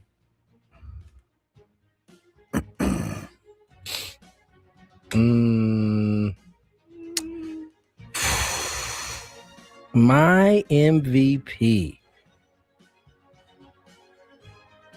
How about Jackson Cherio? It's a good choice. Good choice. Number Jackson 9 Cherio. hitter for the team. Was it Team Venezuela? Yeah. Played number Yep. or Dominican. No, Venezuela. Venezuela batted ninth. Couldn't even get out of that. Yeah. Pretty good player though. You're right, Scraby. I take it back. Skeens snuck in 197. My MVP. I have to go with the Reds, so I'm gonna go with Ellie De La Cruz. That was my He second just strikes out way too much. Yeah, I don't think anyone cares. You're right. You put up 40 homers People and definitely 50 don't care. steals. They don't compare any attention. All right, my Cy Young is Paul Skeens. Tony or Chris, who's your Cy Young? It seems so obvious it's Skeens. I'm intrigued by a couple of these Cub guys, but yeah, Skeens is just far ahead. I think I'll go with him. Tony? Yeah, it's not close. All right. Tony, you're up first on this one. Newcomer to the division. Ryan O'Hearn's over in the back on. Yeah. Ooh. Pick me. Some good ones here. I shouldn't say that's probably too strong of a word. there's not good ones here. How about Chris? You go first. Well, I'm going to take a flyer. He won the World Baseball Classic, so why not? Eugenio Suarez. That might Is be he a good one. newcomer though? He's been in the Central before. But he As moved a out. Red. But he moved out. Okay, so he was a Seattle, Arizona How guy can you be a last year. newcomer though if you're coming back? All right, well, New year. Okay, new year, new him, huh? I'm just I making mean, things Scraby up. picked a guy who was actually on the Twins last year as his newcomer. So why not? That's true. Scraby, you did kind of open the door for this. I'm not even going to look at Chris. I'm gonna say Rengifo will be the Luis Do you want to? I mean, Rengifo. I'm just throwing one. Do you want to put Bregman in? Because I know you. Oh love yeah, Bregman. you know it's Bregman. That's I what I forgot. thought you were going the whole I time. couldn't Yeah. figure. didn't get to the Cubs. I Yeah. was searching all the other teams. Yeah, I'm Bregman. going Alex Bregman. Yes, as well. Bregman. Okay. Do we want to start with the NL East? Let's do a couple in the East, and then we'll The NL, we'll finish get with through the West at NL the East end. and then we'll finish with the West. All right, NL East. Chris, you start first place team. First place this year. I'm gonna stay with the Phillies. I think everybody's gonna have them knocked off as long as Schwarb man is there. Philly. I like the rotation with Wheeler coming back. Hopefully, All right, I'm gonna stay with them. It's close though. I'm gonna go with. I do not think the Mets can lose the division back-to-back years with the amount of money they've put out. So Oh I'm yeah, gonna because say Mets. that always matters. You watch them. It doesn't matter, but I gotta feel like they're gonna be better. Tony, Mets. Yeah, it's the Mets. Mets. Oh boy. All right. oh boy. The NL East. I think the last place team. I'll go first here. It's got to be the Marlins, right? It's got to be the Marlins. Does it? I don't know. They were 13 games better than the Nationals last year. They were actually Forgot even about ahead the of the Braves Nationals, too. and I don't have any faith in their first-year manager, so I will go with Nationals. Thank you, Change. Chris. Okay. Tony, last place team. Nationals. I just want to keep the Marlins for myself. No, I'm going to go Nationals. I think the Marlins have a Marlins chance. got a chance to surprise some people. It's going to be hard because those other three teams are good, but It's going to be got hard, better. especially if they keep calling pitches from the dugout. oh, are they doing that? No, they did it last year. Ew, no good. Well, Schumacher was Schumacher there last Nope. year? It was, that was the guy. Yeah, the Dodger guy. Claflin. Forget his name. Claflin?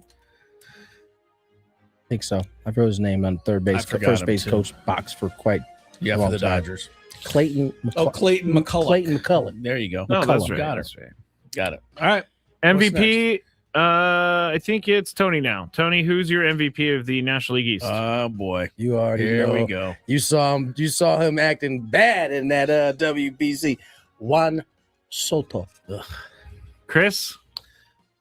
You know what? I'm just good this He year. might be the MVP of the whole league. For the first time ever, I'm just not going to be left behind. Juan Soto.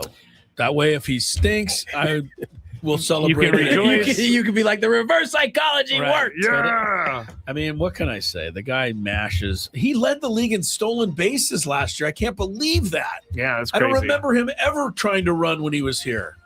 He probably was. He probably wasn't. I'm not going to go off the beaten path here. I'm going to go Juan Soto All right. because he really wants an MVP over Ohtani. He does. Chris Cy Young of the division. NL East. There's a couple of good ones here. I don't, Is Strider, is he on the IL for a Strider's while? on the IL, Oh, he's yeah. to start the starting year. on the IL. Yeah. Oh, Oblique. oblique. Yeah, he's in trouble. I still wonder what happened to Sandy Alcantara. I thought when we saw him a few years ago and he won the Cy Young, I didn't think he'd ever, give up a hit again. He hasn't got anybody out for 2 years or 3. Wheeler worries me because he's just hurt and he may not come all That's the some way mileage back. piling up on him too. Yeah. So I'm going to go Mets here. Freddie Peralta, Cy Young of the division. All Newcomer. right. I'm going to go Kodai Senga for the Cy Young. Kodai Senga. As long as he can stay healthy, he's my pretty God. good. Tony, Cy Young? At least it wasn't a Christopher Nathan Barger or whatever that one was. Addison Barger. Christopher Sale. Sanchez or Sale? Sale. Oh, Sale. Sanchez was actually the best pitcher in this division last year, but Sale's an interesting and good call. My newcomer is going to be for Chris. I'm doing this solely for you, Chris. All right. But my newcomer is Jorge Polanco of the New York Mets because you said he yeah. was a terrible baseball player last year. I don't know. I just didn't think he was great. Well, And yeah, he let's, ended up let's, doing let's okay. you I gotta didn't say gotta he was frame that right. terrible. It was after he had hit a couple homers, and it was like everybody was like, "How did we not see this guy coming?" And I was like, well, because he's not that He great. had 26 home runs last year He in had a good year. Seattle. So That ain't no joke either. Yeah, that is exactly. like where the ball goes to die. Yeah, For real. 78 RBIs, I'll take 265. over under. I'll say under 26 for Polanco this year. I might. Oh, not in that stadium. What stadium? City Field? Oh, that's right. Ooh, yeah, I think his confidence is high after getting 26 in Seattle. Newcomer, Tony. Who you got? Who are the newcomers? Am I forgetting somebody again? Let's see. Probably. No, You no. want me to go ahead of you? Yeah, go ahead for me, please. Please. I don't know how good this guy is, but I like him. I don't like picking another Met because I picked Soto, I picked Peralta, picking the Phillies to win the division, but my newcomer is Bo Bichette. I'll go to the Mets. And I say my newcomer is Luis Robert Jr. Oh, that's over a great Semien, one. huh? Oh, yeah, it would have been Bichette if it wasn't going to be All right, Robert Jr. Luis Robert. If he's going to do something, it's with this team. He had Some one great people are year made in to there. play in New York. We'll see if he is. He I might tell you be. what, I was dead wrong on that. I didn't think it was made to play in New York. Trent Grisham. Yeah. I didn't think that was a good spot for him at all. And all he has done is turn himself into the center fielder that I think many of us thought we were getting at the time he was here in San Diego. You know, I went to that one Yankee game after we moved on from him, and he went to the Yankees. It was the last game of the season against the Pirates, and he came up, and I went, old Trent, I remember you. Old Trent. And he clobbered one up into the stands. Yeah. I was like, what? He had over 30 Turned out home to be- runs yes, last year. I know. That's what I'm saying. It was He took a qualifying it was offer of what, 22 mil? Yeah, it Good was for a sign of good for things to Trent. come. I Sign spent of a things to good come. 90 seconds in the fantasy draft thinking, should I take him? And then I didn't end up doing it. You but got scared. I did get scared. I too much shades of San Diego in there. Who knew the San Diego sports fan would be meaner than the Yankees fan? Well, he hasn't given the Yankees fan anything to be mean about. I guess you're right. Yet. All right. We still All got right, the National League West is still ahead. Don't go anywhere, Gwynn and Chris. Our baseball preview day. Ben and Woods. And what is before they try, what is the heat index they're facing? Do we know? Or Well, you could look up the Scoville on a ghost pepper. Yeah. It's one of the world's hottest. There's a couple of hotters. Scoville's the Reaper measurement and unit. The Okay. X pepper and all of that. Thanks for the education because I did not know. I've allowed milk and bread, but if I was So asked, tell I'd us have tell said us the no. actual rules of this. Like The rule want is to see if you can do it. I guess you guys alternate spoonfuls until one of you can't. That's one not of you can't happening. do it anymore. Yeah. That's not happening. Until you can't do it anymore. Fulls. I will take And one. the winner, spoonful of Scraby, this. has a jar of Here it is. a couple of my jars. I think they products. both are winners if they pass Hold on, this. for I the hate to winners. say, yeah. Yeah, of course. There will be no back and forth. There will be one spoonful. Now, This is the one that he has right now. The 38, Maybe. Okay. All right. No, maybe. this right here, I've been putting on some of my turkey burgers. Good stuff. This is hot. Okay. All right, are we doing All it? right, Here we go. All right. Let's Adam's do it. ready. This is a There, full away he goes. spoonful He of does the- have a full spoonful for those listening. This on that. is I'm literally sweating watching him That's do a this full right now. spoon? That's a full spoon. all For right. sure. That is a full down the spoon. hatch we go. All All right. right. And man, he went the whole thing. He did not. My He turn? did not trickle that down the throat. He He just. hasn't reached for the milk yet. Scraby's coming over. When does the heat kick in? Oh, I knew it. When does the heat kick in? Wow. You better go, dude. There goes Scraby. They Scraby, both did it. did you swallow that, Scraby? Yeah. That is some good stuff. It's delicious. Delicious. We're gonna see it. Tasty. I'm gonna watch you now. I'm feeling it already. I am, are you? No. He's Adam's feeling good. feeling nothing. All right, so take another spoonful, Adam. You'll win. Oh, come on. Now we're double dipping. Oh, He's yeah, all you one can't put your spoonful. same That's spoon not in what the there. Competition's all about. We always said Spoonful that. too? Yeah, go for Oh it. yeah.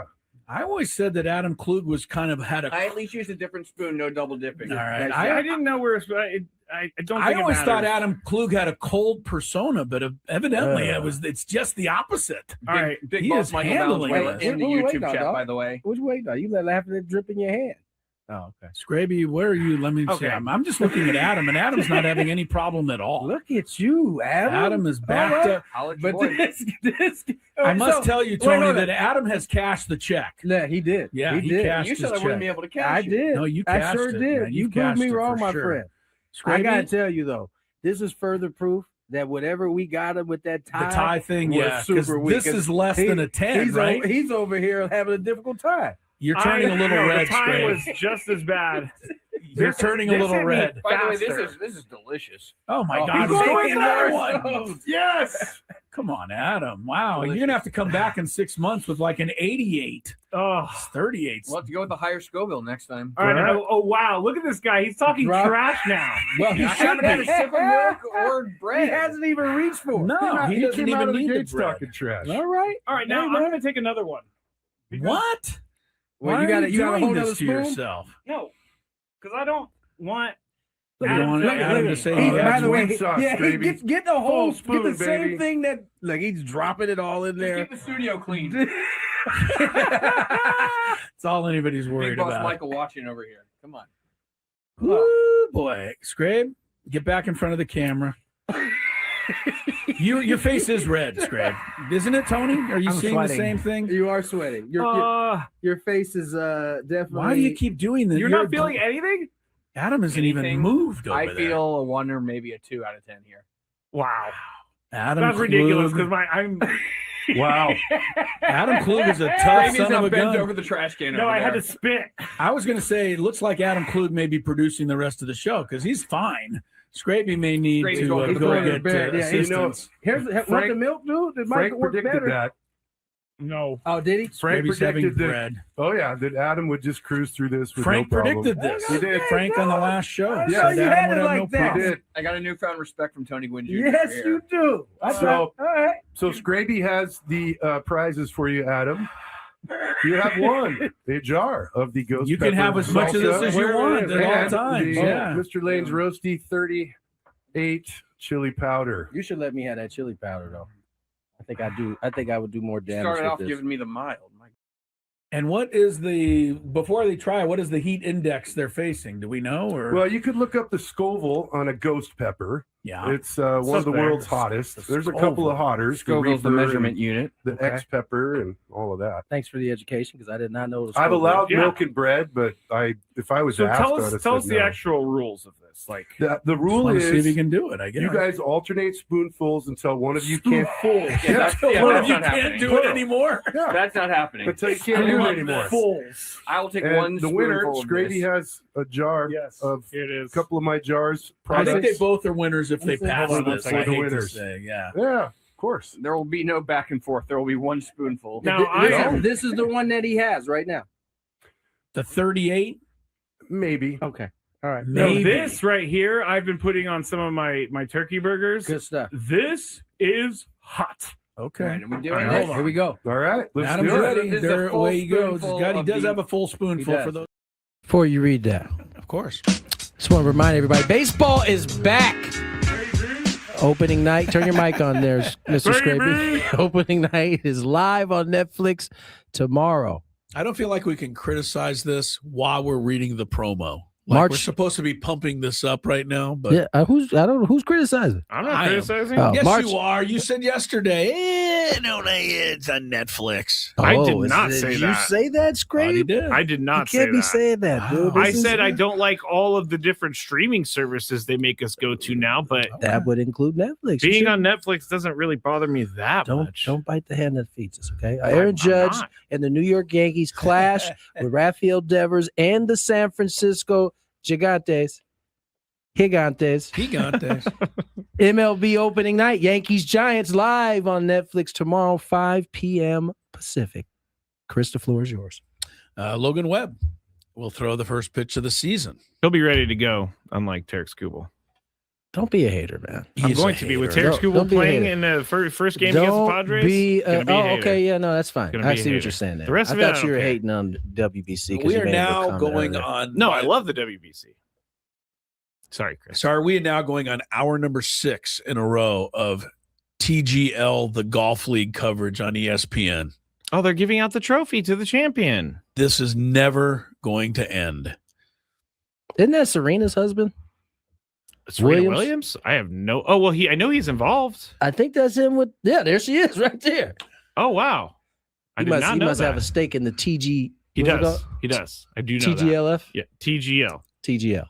I don't know where the F came from. I mean, they need to maybe make it so that the people can remember what the league They is should call it the. Well, I'll tell you how you can remember people. Call it the STGL. I don't want to know where he's going with this. The stupid golf league, and then people. How come you are so mean to people who like things, but when you don't like something, it's like, well, everybody doesn't like it. I don't know that that's true. That's my opinion. I think that's kind of you my exaggerating opinion. the issue again, Scrape. It's like, I'm like, oh, I don't care if you watch the Savannah Bananas. Chris is like, if you watch TGL, you might be the dumbest person on earth. The thing is, I'm not going to respond because it's just so inaccurate. So inaccurate. Can I bring up the audio of me asking AJ Preller about Tony's injury? I was trying to get to it. Did you Go do ahead. that? Yeah. All right, here it is. Go ahead. Tony Gwynn Jr. came limping into his apartment the other day, and he hasn't even told the audience about this, but Tony hurt his hamstring playing basketball with you. So we want to know, and his description of the whole thing was that he was blowing by his defender and the hammy gave out. So is that an accurate description of how he hurt his hamstring? I was on separate court at that time, so I can't confirm the blow by. I will say this: Tony is he's a very good on-ball defender. He's a very good. I mean, he's a guy that can affect shots, and he's a good player. One thing he's not a very good judge of how hard to go when you're coming up, when you're getting back started, because it feels like almost all these games I look over and Tony's playing very hard defense and very hard offense and getting after it. And then usually at some point in a 2 or 3 week period, he's in that training room and has to see he needs to take a little bit of period of time off. So it's good for me to play with him because I don't have to guard anybody good. I just let Tony do it. A lot of times when I play with him, I'm like, hey, don't play that hard. But he gets after it and he can still defend. So which is not something I really do. There you go. So that was great. One thing. This is the first year I ever went to the training room. It was that bad. It was that bad.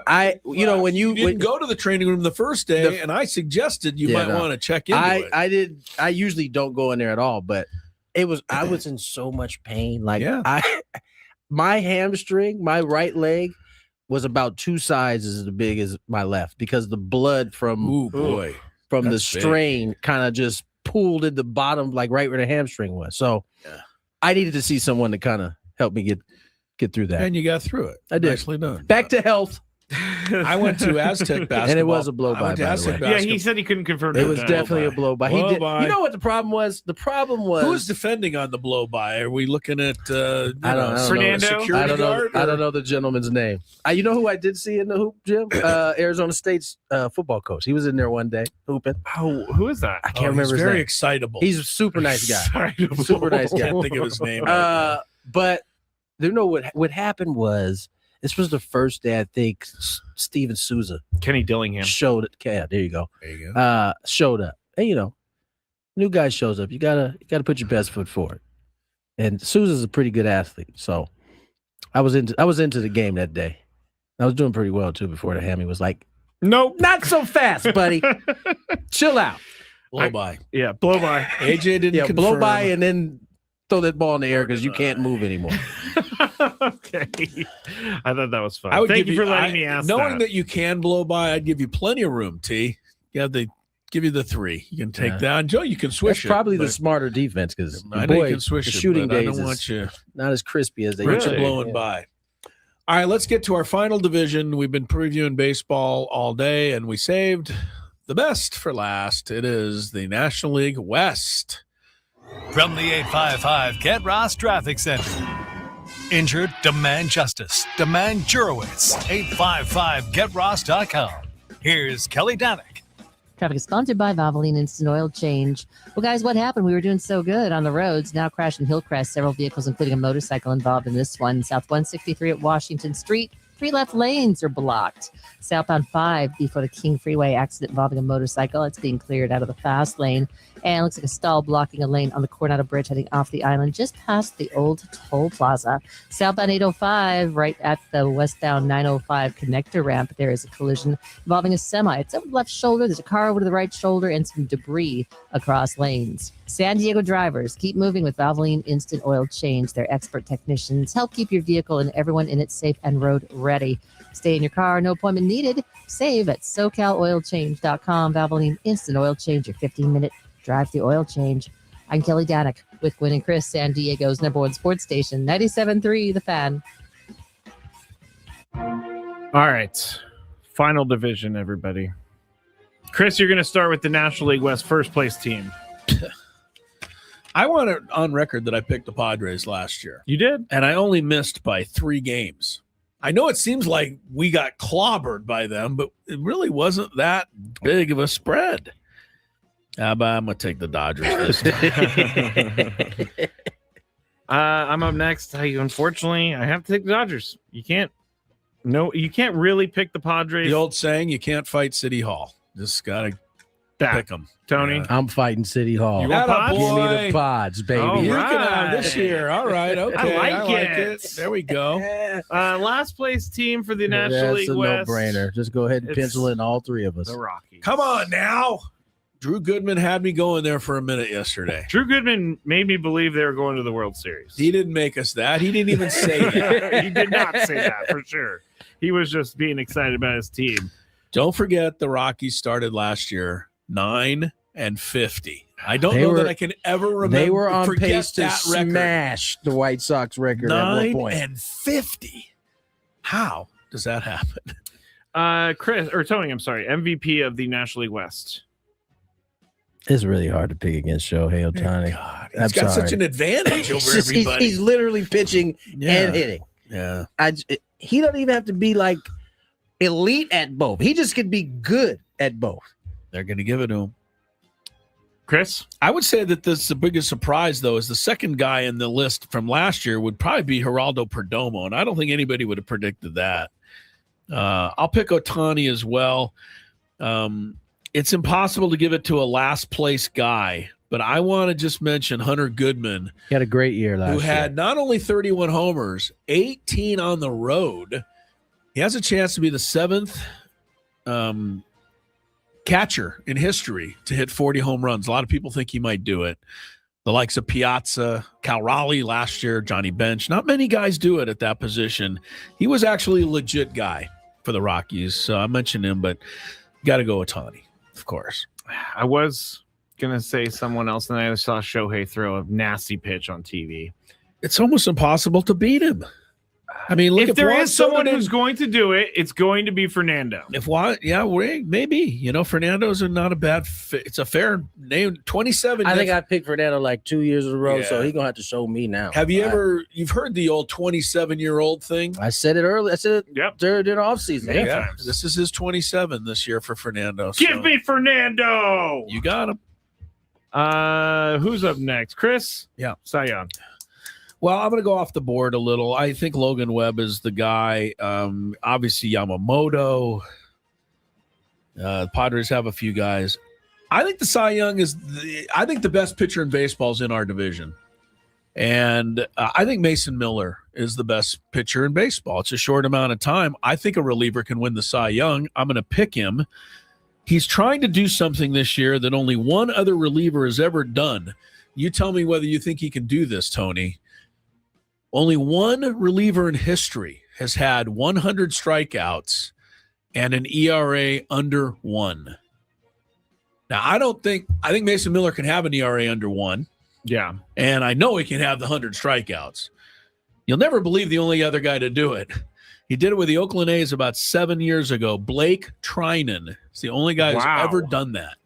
I think Mason Miller will do that this year. He's my Cy Young for the NL West. Man, you did throw me for a loop with the Mason Miller. Didn't even think about the Mason Miller type of thing. I mean, he's pretty unhittable. Kyle Freeland. No, I'm just kidding. Well, hey, you only gave it one earned run in spring, according to Drew Goodman. I was, I'll just go. Even though Chris mentioned him, I was leaning towards Logan Webb.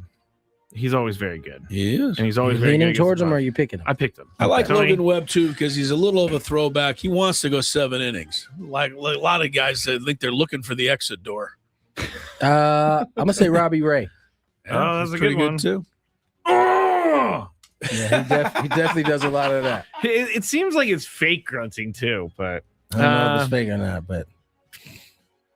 I have a special note for the Milkman, just because I like to throw him in. All right. I like the Milkman. Newcomer. Oh, newcomer. We got one more. I'm going to go and take him off the board. Obviously, you guys can take him, too. It's got to be Nick Castellanos. Got to be. Whoa. I was watching him in the cage the other day, and I don't obviously know how he is before he got to the Padres, but he seems laser focused. Did you show that picture? Year. Can the listeners see that picture thing you put together? Oh, yeah. Was it Well, I yesterday didn't or put it today? together. No, this was a tweet, but it's pretty from a cool. Philly fan. It says what leaving Philadelphia does to a man, and then it's 3 Phillies pictures of him not smiling, and then with the Padres, big old smile, Great old smile. big there. old smile there. I feel like he is in the right place. I hope And so. I feel like he's going to have a huge year. Newcomer, Nick Castellanos, Tony. Obviously, Kyle Tucker's... I can't even go there. But I'm not picking him. Thank you. I'm going to pick... I think this is a really good pickup for them. I think he's going to do well there. Harrison Bader. Gigantes. Gigantes. Yeah, that's a good one. There's 2 good picks on there. Not Luis Rice, because he's not a newcomer. He's just a He's newcomer not. You're to right. the team. That's a good point. Yeah, right. He stays in the division, so that's no good. Chris, your yeah. newcomer. Well, I'm gonna go Tucker. I don't want to really, but I think he's a little bit above the group here. Honorable mention Tyler Malley. Or Tyler, yeah. Good pitcher. I think for the he could Gigantes. in that 3 spot. I You think better he might hope be you're this wrong, good. because if Webb's Cy Young and Ray's Cy Young, Well, you and picked Malley's- Webb, Cy I know, but Young. I'm just saying if Malley's good, the Giants could be a whole lot of problems. Yeah, They they- don't No, have that many good He guys. picked Mason Miller for Cy Oh, Young. that's right. He That's did right. pick I You picked picked Webb. Logan You Webb. picked Webb. Kyle Tucker, I mean, we'll see what happens. No, We'll see what happens. he's legit. That's not. He's a legit player. That's not. I will say this: he did so Sugarcoat. well. He did so well for me on my fantasy team last year that I was able to get Corbin Carroll for him, and I think I got a better player. Thank you. That's because you remember him with a broken hand the second half of the season. And you're telling me about the hamate and how Corbin Carroll may not be able to grip the bat. I'm over over here, here Chris is sweating like, it "Oh my out." gosh. I know. I'm I like, didn't I know don't want you- to hear this, I Tony. didn't know you had him. I would have kept it to myself. I didn't want to hear that. We but- did get a Diamondbacks preview with Nick Picoro of the Arizona Republic earlier. He joined us on the SDCCU fan hotline. It's not Big Bang Banking, it's better. We're also broadcasting live from the Bill House Studios. We know how. We know how. Couple of quick programming notes. First of all, Thursday, you all need to know, but we'll remind you anyway. Opening day here on 97.3 The Fan starts at 6 a.m. with Ben and Woods down at Baja Rick's, right there at the ballpark on 6th Avenue. 6th and L, I think, is the best. Yeah, 6 and L. The best spot. You'll see it right I there. saw Baja Rick earlier. He's excited. Baja Everybody Rick's go say hi to fantastic, him. and the food's great. And you know what? If you're going to do opening day, why wait? Do the whole opening day. Get there at 6 a.m., have some breakfast, sit back, hang out with the boys in the morning. Braden will take you through from 10 to 12, also broadcasting live at Baja Rick's. And then Sammy Levitt. We saw Sammy today. He's already working on his intro for the first pregame show of the year. He's ahead already of- complaining about logistics of the year. I'm like, come on, Sam. Come Wow, on. you're tough. That guy's trying to, he thinks you're a friend and he can confide in you, and you're throwing him under the bus. Terrible. He does say sometimes that I bring out, the complaints in him. Ball game Thursdays at 1:00. Now, tomorrow's show, Tony Scraby will be in studio. God forbid we should all three be able to be in studio 2 straight days. Yeah, whose fault's that? Mine this time. Going with the girls to actually the team went tonight on a charter to Kansas. I didn't make the cut. I'm going tomorrow. for their basketball game against Kansas. I get to go to the Fog Allen Fieldhouse, which I think will be fun. That is cool. But I will join the show probably about the midway point tomorrow from the heartland of the country. So I will be on with you guys. But that is the plan for tomorrow. Tony, what do you got Sunday? You got An planned off Sunday? day, baby. I know, your An only off off day ever. A Sunday. It's so weird. Yeah. That's a weird one. I don't know. Yeah. It's very rare that I get an off day that's not midweek, so I don't have a show to do. It's like an actual we could schedule a full-on off day. We could call Adam and see if we can schedule a special Sunday. Yeah, I won't be here for it. I didn't think you would. No, it's the strangest first week of the season. It really is. I think. But and then where's your first road trip, Tony? After have you looked it up? We Boston's home opener, Yep, and then we go to Furry Town. Oh, that's Pittsburgh. Yeah, where they have the furry convention. Don't look it up. They have It's the furry weirdest convention. thing I've ever seen. When you made us look at pictures of that. That's kind of awesome that you get to go to Fenway for opening day. It's gonna be so. Is cold. it going to be cold? Oh, It probably will. I went to one of the coldest baseball games ever at Fenway in May.